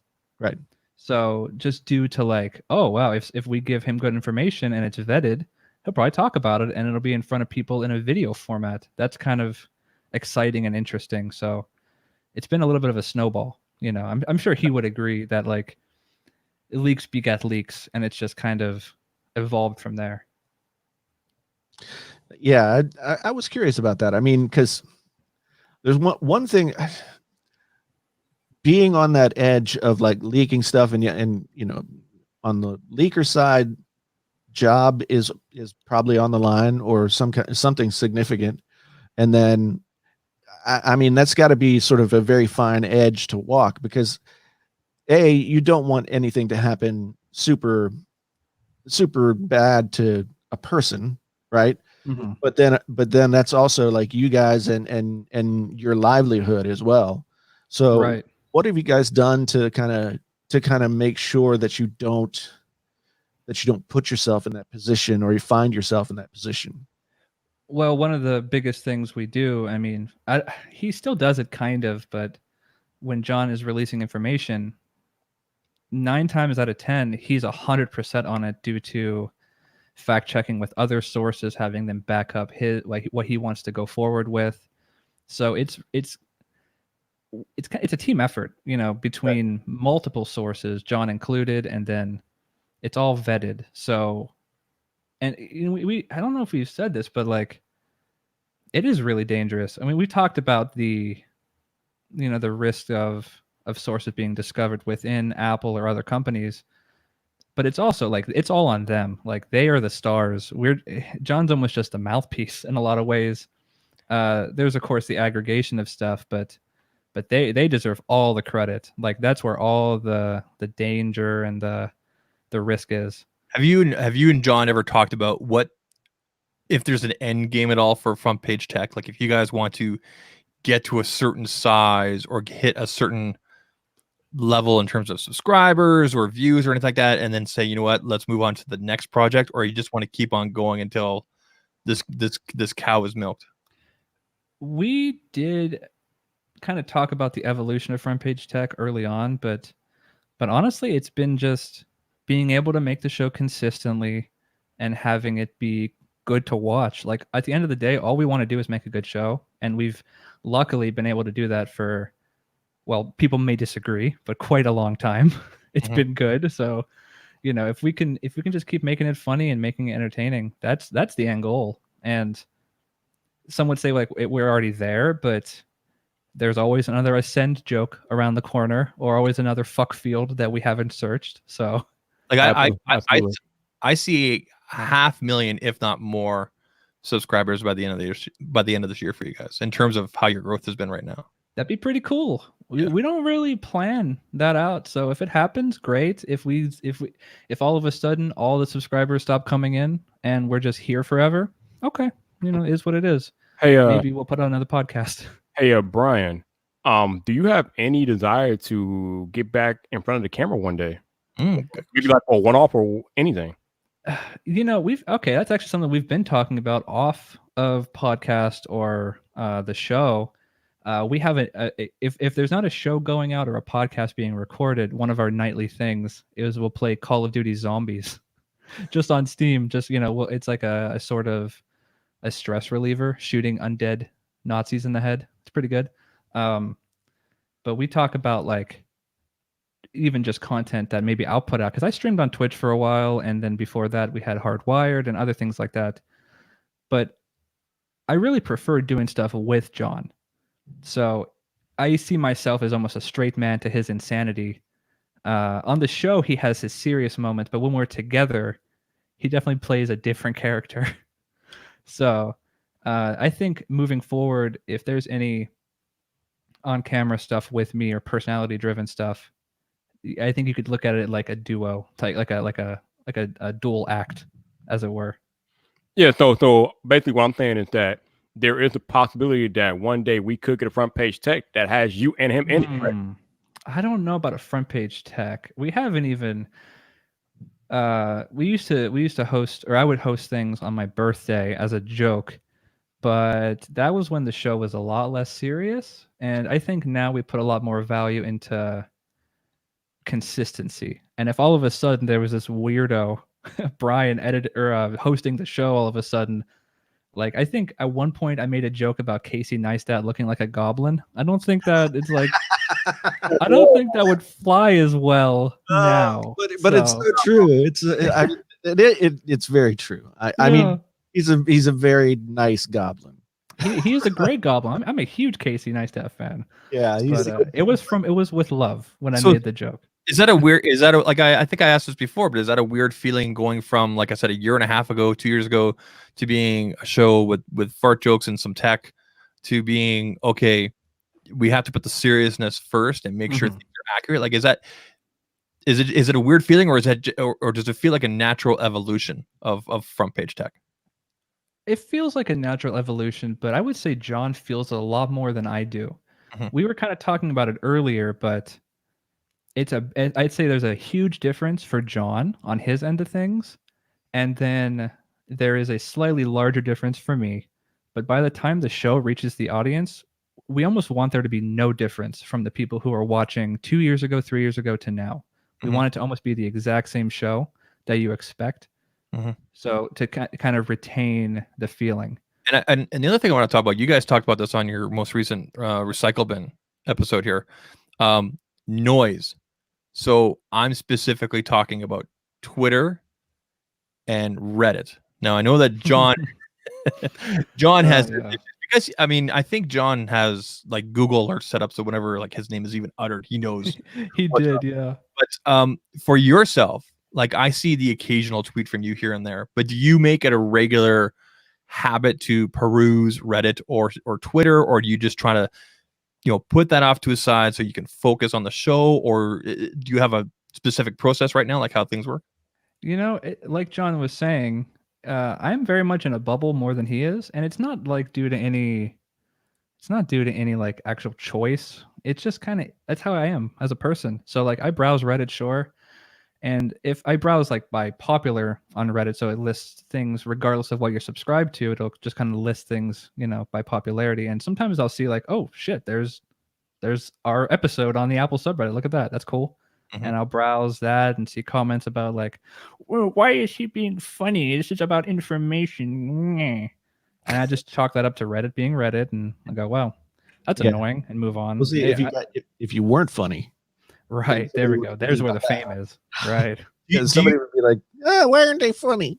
Yeah, exactly. Do you guys pay attention to your competition out there in terms of YouTube tech shows? And to tell you the truth, I don't know of any other ones that are focused on like news type information 2 or 3 days, 4 days a week. Do you guys pay attention to stuff like that? John might. I won't speak for him, but honestly, I never have, because I don't see any of it as competition. Not that like we're above it, but like I think we're all kind of in the game together. So right now, you could say we have a spotlight on us, and then if we leak something, someone else might talk about that information. But it's always been kind of cyclical. So like if another channel leaked something, we would talk about that channel. It's just kind of, it goes around like that. So I would say we're all in it together. And speaking of together, What did I he's in miss? person. Oh, we're probably not friends after this. I trashed you for about 20 minutes. Yeah, we called you all types of nasty names. I mean, that's expected. He's reascended. He's back.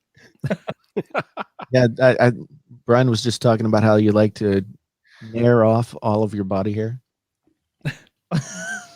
See, the He's worst part weirdly about this hairless. is when you start to say, yeah, Brian was just talking about, even if you have a joking tone, like I never know. Like I'm just like, oh God, what did he say? Based on what I've seen, John, You already said really that have we it on slept in your the same bed. Yeah, that's gonna be hard to That craziness. keep on the down low. No. So I'm gonna ask John a question that Zach just asked Brian, but John, you weren't here. Zach was wondering, John, if you look at the competition, like other tech news shows out there and things like that. No, I told we're you. not there. No, we're on a different level. I don't care. Like, so I mean, I suppose I'm subscribed to Pocket Now. What's the other one? Tech Linked from Yep. Linus. Mm-hmm. I'm subscribed. Sometimes I'll watch, sometimes I won't. I don't really look at it as competition. But if it is a competition, we're doing pretty good. We're not in last place, so there's that. What I said was that it's almost cyclical. So, for instance, we'll leak. Right now we're leaking a lot of stuff, and then another tech channel might talk about us. But if that wasn't the case, somebody like another tech channel would leak something, and we talk about them. It just kind of goes. Yeah, around. and not even with that. Like, I feel like we're on a different level just because of the show we make. Like, it's just we have a different mission, and I feel like with a lot of the other ones, it's just like regurgitated info. We're just reading headlines or reading articles, and that's not what our show is. And so I don't feel like it's the same show. I don't feel like we're in competition. I'm happy you came back. That's a good view. I completely agree.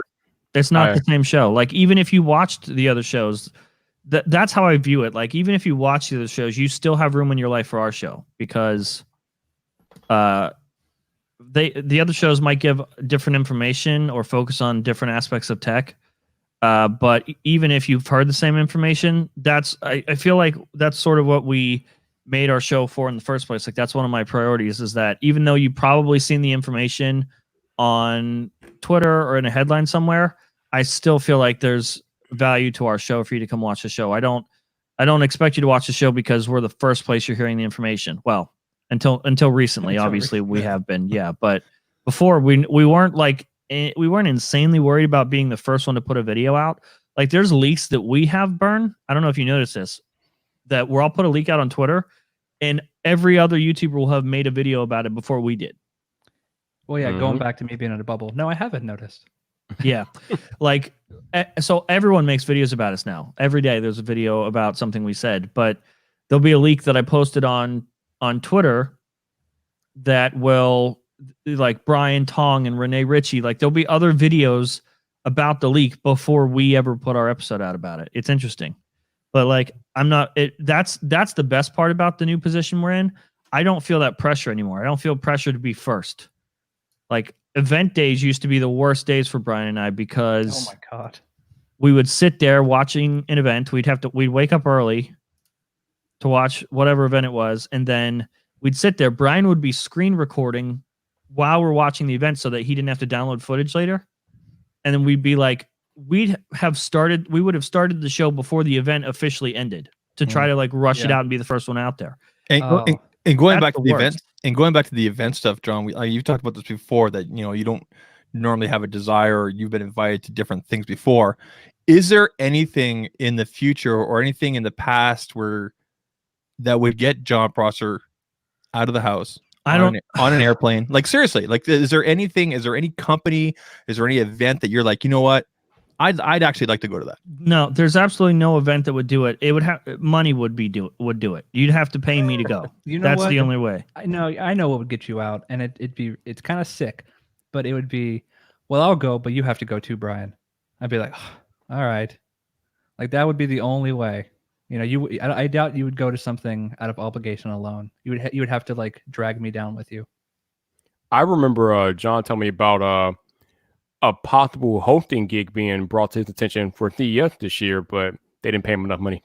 Yeah, it was what was it? Last Gadget Standing? I think that's what it was called. Yeah. I just, like, especially tech events, like, I can stay home and we can talk about that. We can report the same information, probably get our video out sooner than everybody else, and we didn't have to go anywhere. Well, you make it sound almost noble, but at the base level, it's also, you don't feel like going either. I don't feel like going. No. Yeah. Well, I can say, you know, now that I've gone to several events, every experience has been shitty.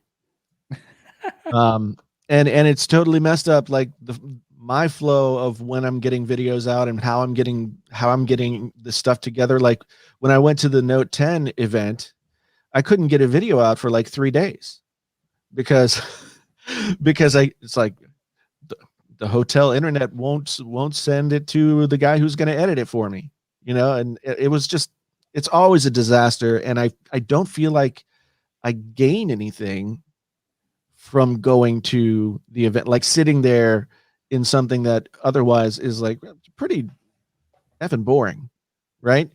And then just, like, running around and being exhausted and not doing the work that I actually need to do. I think you need to be one of those people that thrives in that environment with people, like, and things happening. And I hate using the term introvert and everything like that, but I mean, both Jason, Brian, John, they've all proven that you guys do your best work when being secluded in your rooms. Yeah. Right. I mean, and Viper as well. I know that I thrive from being around and out and about, which, I mean, terrific timing with everything that's going on right now. And also, like, if we travel, like, what are we going to do? Record a video in a hotel? Like, no, I want to be able to produce the same show you're used to seeing. Jason, you brought up a great point as another reason we don't like to go to events. Tech is kind of boring by itself. It So is. like one of the things we like to try to do with Front Page Tech is make it not so boring. So I it mean, kind of puts us in a boring state. So neither of you all have no desire to like just go to events to network with other creators and No. wow. I'd Wow. rather go see the new iPhone than hang out with other creators just to Wow. network or whatever. Turns a self-hating YouTuber. Mm. Yeah, nah, man. I don't need to go. I definitely Never. don't want to like network with other YouTubers or other brands. Like I can just do an email or You know, John, I have a California king bed here, and I was going to invite you up to Canada. if you're interested, I request the right side. Yeah, he was always a righty. Oh Lord, have mercy. Good Lord. Brian, So- what about you? Do you care? About the side of the bed? Yeah, left. No, no. Do you care? Do you wish we networked with more creators or? Well, I'm not I'm an introvert in the sense that I like being home. I'm more of a homebody, right? But if the option was there, I just like traveling, and I like being on a plane and going to airports. Anytime we traveled though, you got homesick in like 24 hours. Yeah, I have a wife, so I mean, that's pretty cool What to was be. that? Was that your He cat also or has my a cat. He somebody also has a- stepped on a cat. Was that your cat or my cat? Yeah, that was my cat, man. but no, yeah, I mean, if the option presents itself and it's something I'm interested in, yeah, I'll go. So But you want I'm me to say also- yes to everything? I say yes to what we were just talking about. Like people, you'll like look at your email inbox and it'll be like 50 emails to be like, can you talk about our headphones? Yeah. And then Yeah. I'm just like, yeah, talk about them. Send them to me. I'll take them. I like stuff, man. Yeah, just when you get those headphones for a while, you'll be like, no. They're all the Stop same. sending them to me now. They're like there was now it's like true wireless earbuds, but before it was like the sport buds. Oh, Like those. Yeah. Beats. Oh my god, I think I probably had 50 different companies offer to send me those things, and it's just like I can't. Yeah, free stuff never wears out its welcomes at Brian's house. Jason, let's go ahead and read off that super chat there. So Genosis super chat, $20 Canadian, which I think is about $17.38 in America. That's like Freedom bucks. Yeah. that's like $4. Stop it. Stop it. Stop it. Hey John, is Toilet Squad jokes humor you enjoy of outside the what? What does Is this that mean? English? I don't know. Yeah, if I find stuff funny in the show, it's probably because I find it funny. in It's real real. No, that's real. He is that way. life. That's the beauty of John, man. He can take like maybe inside joke between him and Burn or jokes that he should find funny or whatever and incorporate them into the show. part of the thing is that I love though is like the people have to ask these questions. Now they don't know what's an act and what's not. The lines are blurred. You are really the Jern that's on the show. Yeah, For the most no part. doubt. Hey, Hey, John, Viper. any exclusive leak for the people tonight? I don't think so. Okay. Had to ask. We have like 237 people in here. Had to I ask. feel like after Brian was even like, after we did that last iPhone episode, what do we do now? Because we Yeah. just like you just put all the you iPhone stuff out there. You shift to Pixel. Actually, let me ask you that. Have you received any information or whatnot on the Pixel 4a? We've heard May 22nd. No, I haven't. And even if I did, I probably wouldn't have seen it because I don't pay attention to anything that's not Apple. Y'all forgot he Like- has offended. Okay, Yeah. here's a perfect example. So a source from Huawei reached out and they showed me that Huawei was working on their own Huawei card, like an Apple card copy. And I was like, I can't do anything with this. So I sent it to Max Weinbach and he leaked it. I think think- you said Matt, you take it. Yeah, I was like, I I've can't, leaked this is, more I can't stuff do anything today with this. on the show than you, just because we have nothing else. All we have is Jern and Burn stuff to leak, like bed stuff. I can tell you guys that so with the three major carriers up here, TELUS, Rogers, and Bell, they don't have access to reorder Pixel 4 devices right now, and they've been told to try to push the remaining devices, and that's usually a good sign that the next generation is coming down the line. So That happened about 2 Or weeks ago. they're gonna kill it. You never know with Google. They could just be like, "Remember that Pixel 4? Yeah, that was the last one." Yeah. Well, so Raphael, I've seen him a couple of times in the chat. He's wondering if there's any news about iMacs at all. They're ready to go. They're ready to ship. Didn't you say there's a new iMac Pro out there? No. There's a new iMac ready to ship. I haven't heard anything about an iMac Pro, which in my mind probably means it's not close. Yeah. Well, and iMac Pro, the last iMac Pro was December of 17. I feel like that was to hold us over for the new Mac Pro. Yeah. How'd that work out for us? Not so well. We got wheels. They got wheels, man. Yeah. So $700 wheels. $700 wheels. Now it's okay. $700 wheels. They're only $400 if you buy them with the Mac. This Deal. phone is $400. Those wheels are It can't roll.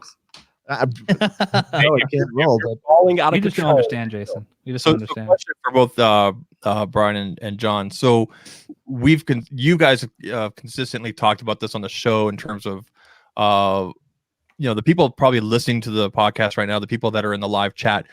We're not the audience. We're not the market that Apple or Android looks to cater to, or what they decide to make their decisions on. What does Apple need to do to maybe, now that they got the SE out, $400, maybe on a contract or a tab or whatever you want to call it, might end up being free, et cetera, et cetera. Besides that, is there anything else that Apple needs to do to maybe get a long time Samsung user or LG user or Alcatel user to look at Apple? And I'm talking about the kind of people that typically go into a carrier store and they get the free Samsung or the free LG or whatever because of price point. Besides price point, is there anything else that Apple can do to maybe get those people to shift over? I think they are doing it. I think the iPhone's coming down to a lower cost is going to do it. But more than Apple doing anything, it's going to be what Samsung doesn't do. It's what these other companies don't do that drives people to Apple. People don't leave because they see a feature they like somewhere else. They leave out of frustration with the current thing they have.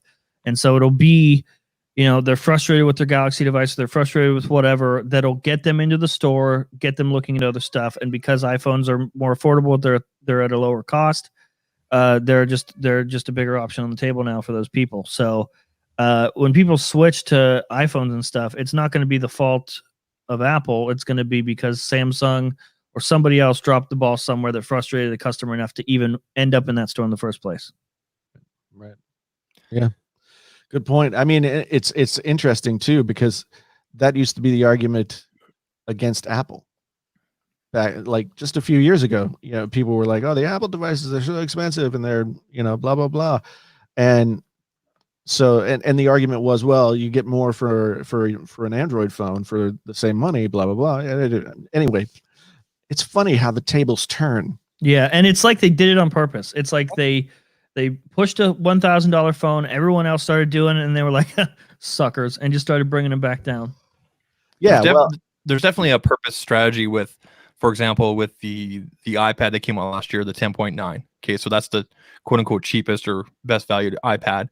Then you have the SE, and then say you add on the first generation AirPods. I mean, you're talking about 3 pieces, maybe even a watch for under $1,000. Yeah, it's all because their money used to be all made in hardware, and now it's like a large chunk is made in services. So they don't care which phone you're using the services on. Just make sure it's an iPhone.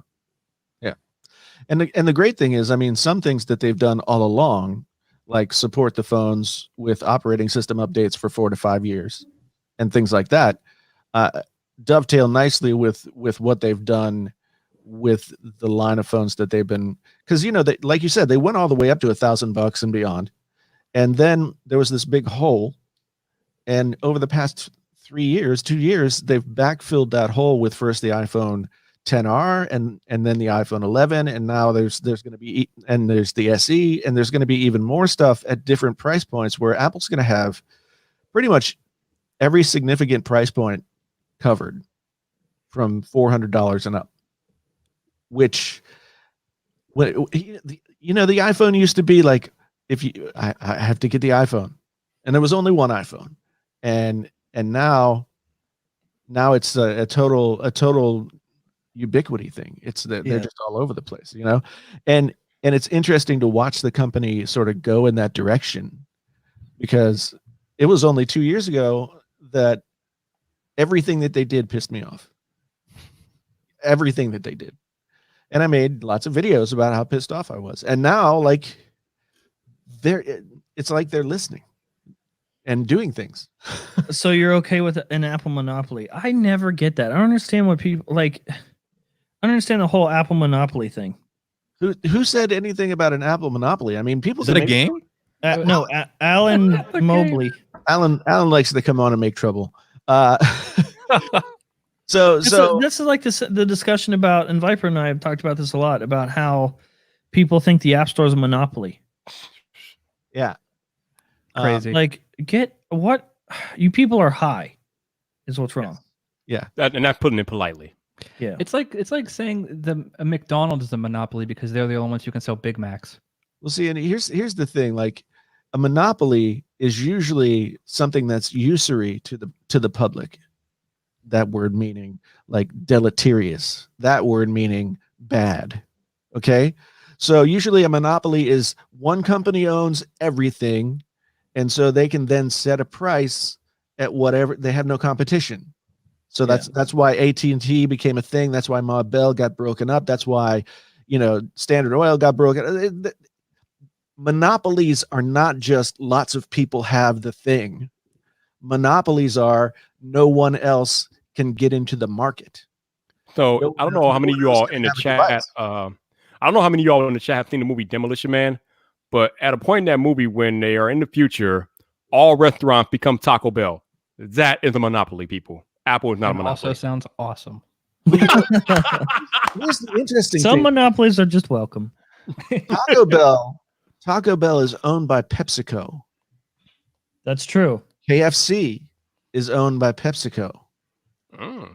There's like a whole, And you can only buy Pepsi products there. yes, And they have the best tasting Pepsi. at Dude, Taco Bell and that's KFC. not a lie. The Taco Bell like fountain Pepsi Oh my god. is something special. And the Ooh, McDonald's Sprite is okay. also great, but I Yeah, digress. Sprite's disgusting. I hate you. the McDonald's orange drink. I don't know what it is, but like when I was Just Sounds like orange. high juice. tea. it was orange drink, and I love that stuff. I would drink that stuff like it was. Jason, I want you to highlight the super chat here, the last one here. Painfully Honest Tech. What happened to all the drama? People being forced again to work in poor conditions and long hours to save money. What does that mean? I don't know what that means. I'm gonna guess that they're talking about the conditions at Foxconn, probably. I mean, it is what it is. The That same. sounds like that's a China problem, not an Apple problem. Yeah, what happened to all the drama? People being forced again to work in poor conditions and long hours to save money. I think that's how the sausage is made. That's like Right? manufacturing now. That's Yeah. how things are made. And that's a China problem. That's not Apple's not like, hey, you have to work 23 hours, you sleep 1 hour, and you eat pennies. You know how fun. that goes, though. Apple is aware of what's happening, and since Apple won't do anything to improve conditions, Apple gets the blame. And they're a monopoly. They're a monopoly, too. and they're killing people. And That's They true. have the boardwalk space. That's how Yeah. it works. Yeah, and they put big hotels there and everything else. Actually, Apple is not equal Foxconn. Apple is, they said Foxcom. Foxconn is Apple's manufacturing partner, but they don't set the Foxconn, rule. yeah. Foxconn manufactures a lot. They have many clients, not just Apple. Yeah, They correct.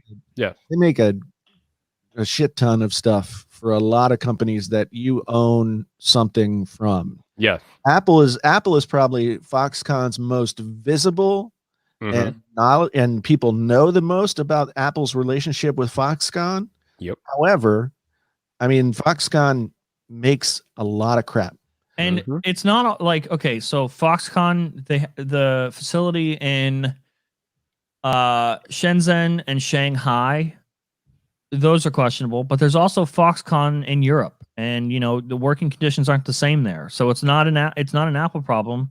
It's just the rules are different, and I'm not saying it's a good thing, but it's a China problem, not.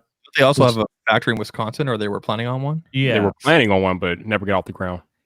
Yeah, you don't hear about the poor working conditions on the Foxconn in Europe. Not Just that I saying. want to draw attention to like any contrarian points, but there's a comment in there that says, my point was that it sounds like you guys would love it if Apple was a monopoly.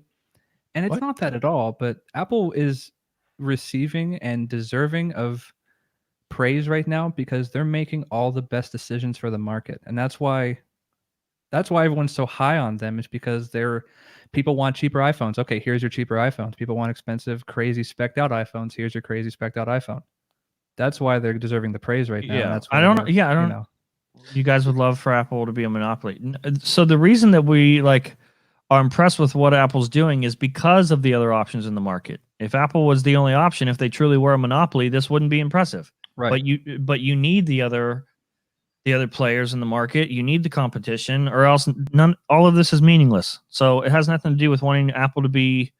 Just because you like a company doesn't mean you wish that they were a monopoly and everyone else should buy them. Just because I like Apple products and want to buy them doesn't mean that I think everyone should own an iPhone.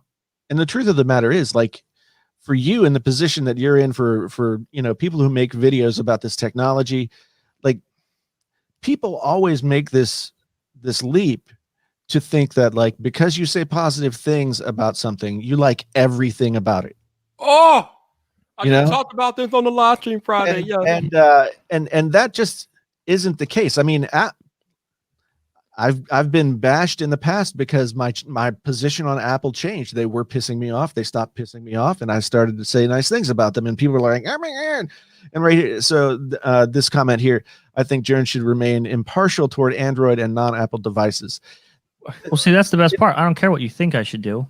Yeah, and the thing is, like, John is not a news source per se.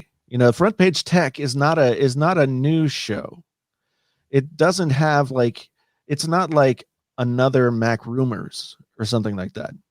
It's more about John and his personality and the thing that these guys make together that just happens to, like, right now be really, really focused on Apple, but it's not a show that, as John said before, I mean, Front Page Tech is not a show that's you could just say, well, I'm not going to watch Front Page Tech today. I'm going to go watch Tech Linked.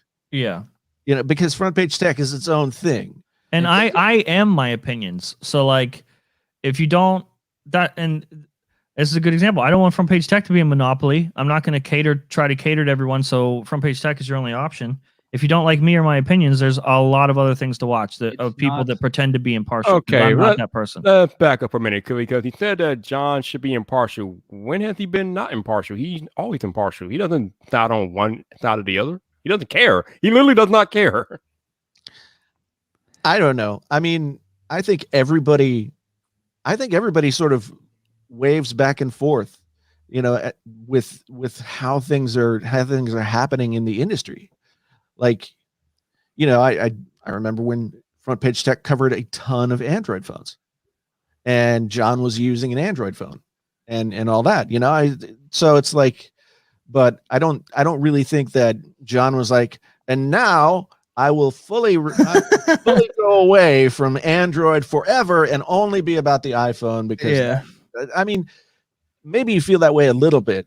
It's weird. Things just, like, we're in the middle of a pandemic. There's less news. There's less impressive news everywhere else. And there just so happens to be a lot of Apple news and a lot of exclusive Apple news that we happen to have. Right. So Yep. Yeah. This is just a transition in our career. Who knows that's the best part. People are like, oh, you should call this Front Page Tech Apple or Front Page Apple now. Nah, man, we can do whatever. We can do whatever we want. We could choose to only do Pixel Leaks next month. You don't know. But we won't. And the funny thing is that the video that kind of took off of Front Page Tech a couple of years ago was a video called "Apple Sucks Now and It's Your Fault." Yeah, the very one. That was our first video that, like, got any traction whatsoever after 5 years. And it's all your faults. Yeah, and now it's unlisted. Yeah, because I don't agree with that opinion anymore, and so I don't want it up. But I'm just saying that you are impartial. You cover what's out there, basically. You cover how you feel, what it is.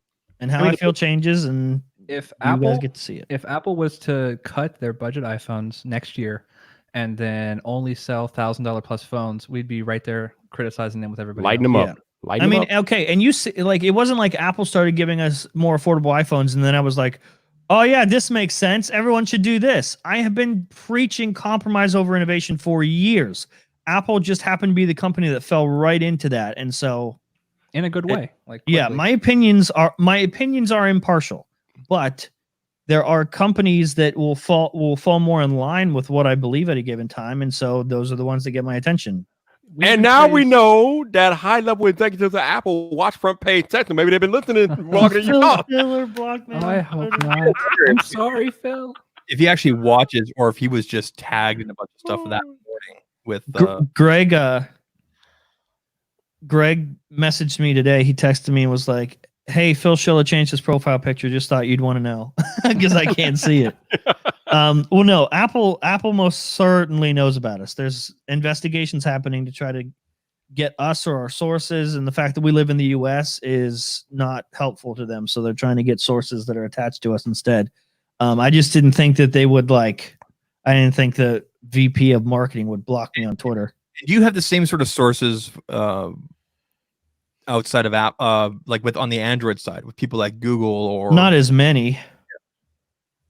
Yeah, definitely not as many. I remember when the Pixel, was it the Pixel 3? You were getting good information from somewhere in Google as well. Yeah. So, Yeah. you know, it's I think this stuff kind of comes and goes. And then the Samsung stuff like took us right into the Apple stuff.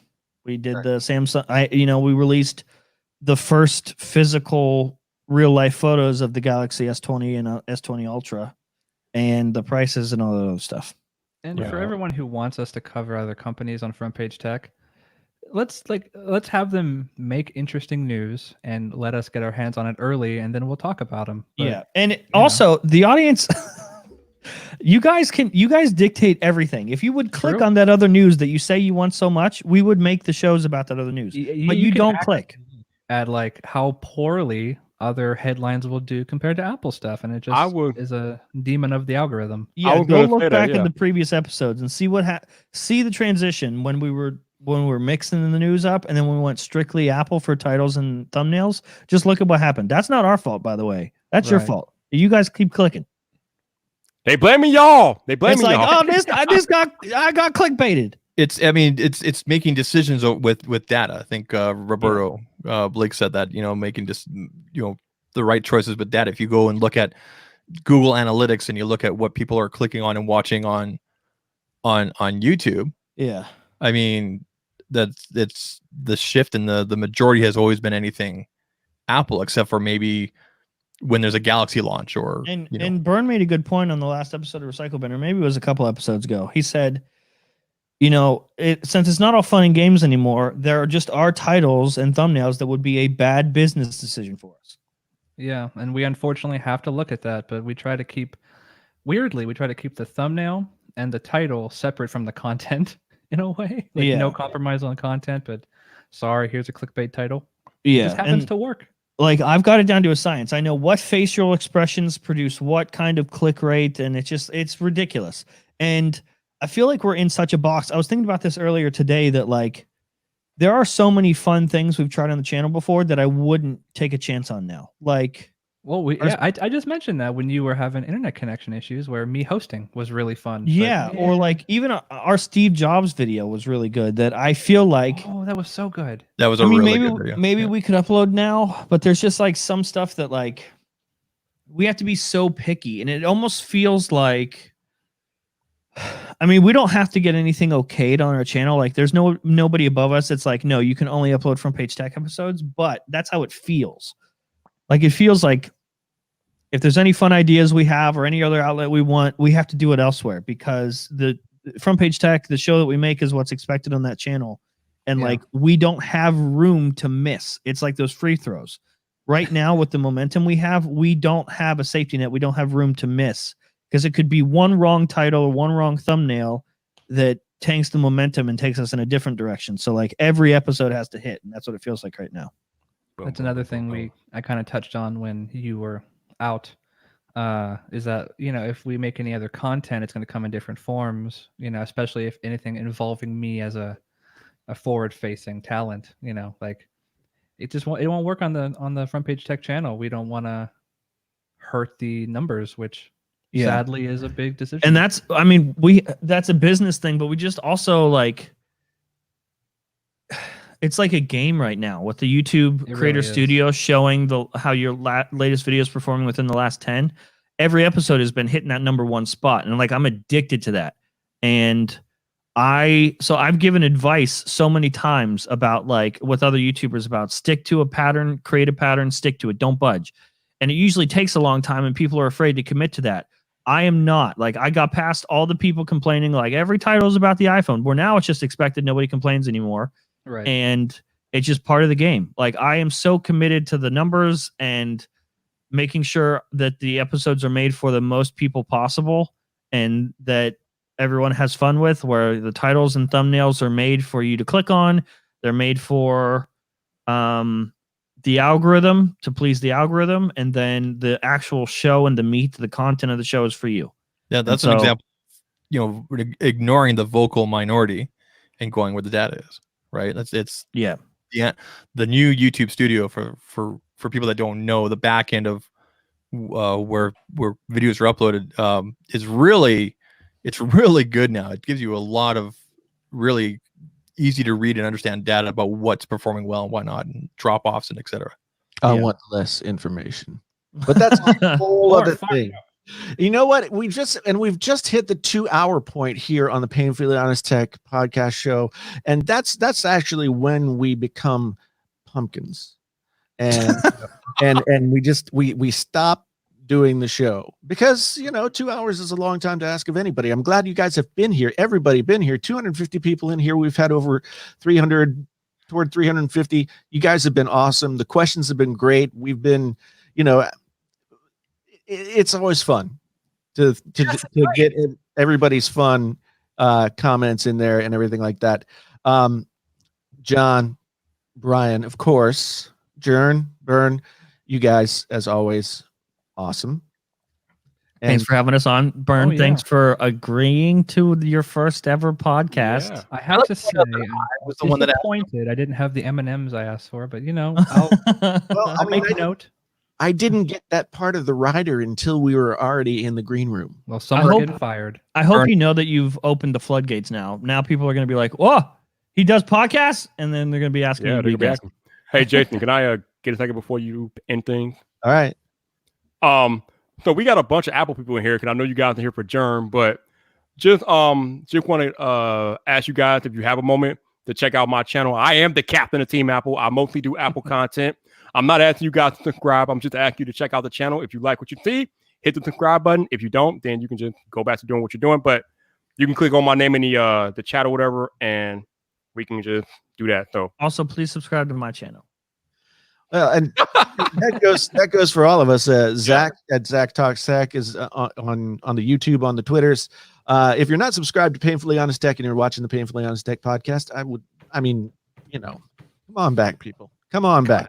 Come on. Subscribe to the audio podcast. I need love, people. I need love. Anyway, thanks so much, guys. It has been some kind of something. Oh, there's music. Yes, there is music. Whoa. So, Apple doing its thing, John and Brian doing their thing. It's all a good thing. Once again, this has been the Painfully Honest Tech Podcast. Please visit our sponsor, Audible, audibletrial.com/Painfully Honest Tech. For those of you who have never been here before, please do subscribe to all of us and come back and hear our stuff and see our stuff, because this is what we do. And, it's really... This has been the Painfully Honest Tech Podcast. Yes. Podcast so honest it hurts. Jesus. Until the next time, we're out. Brian.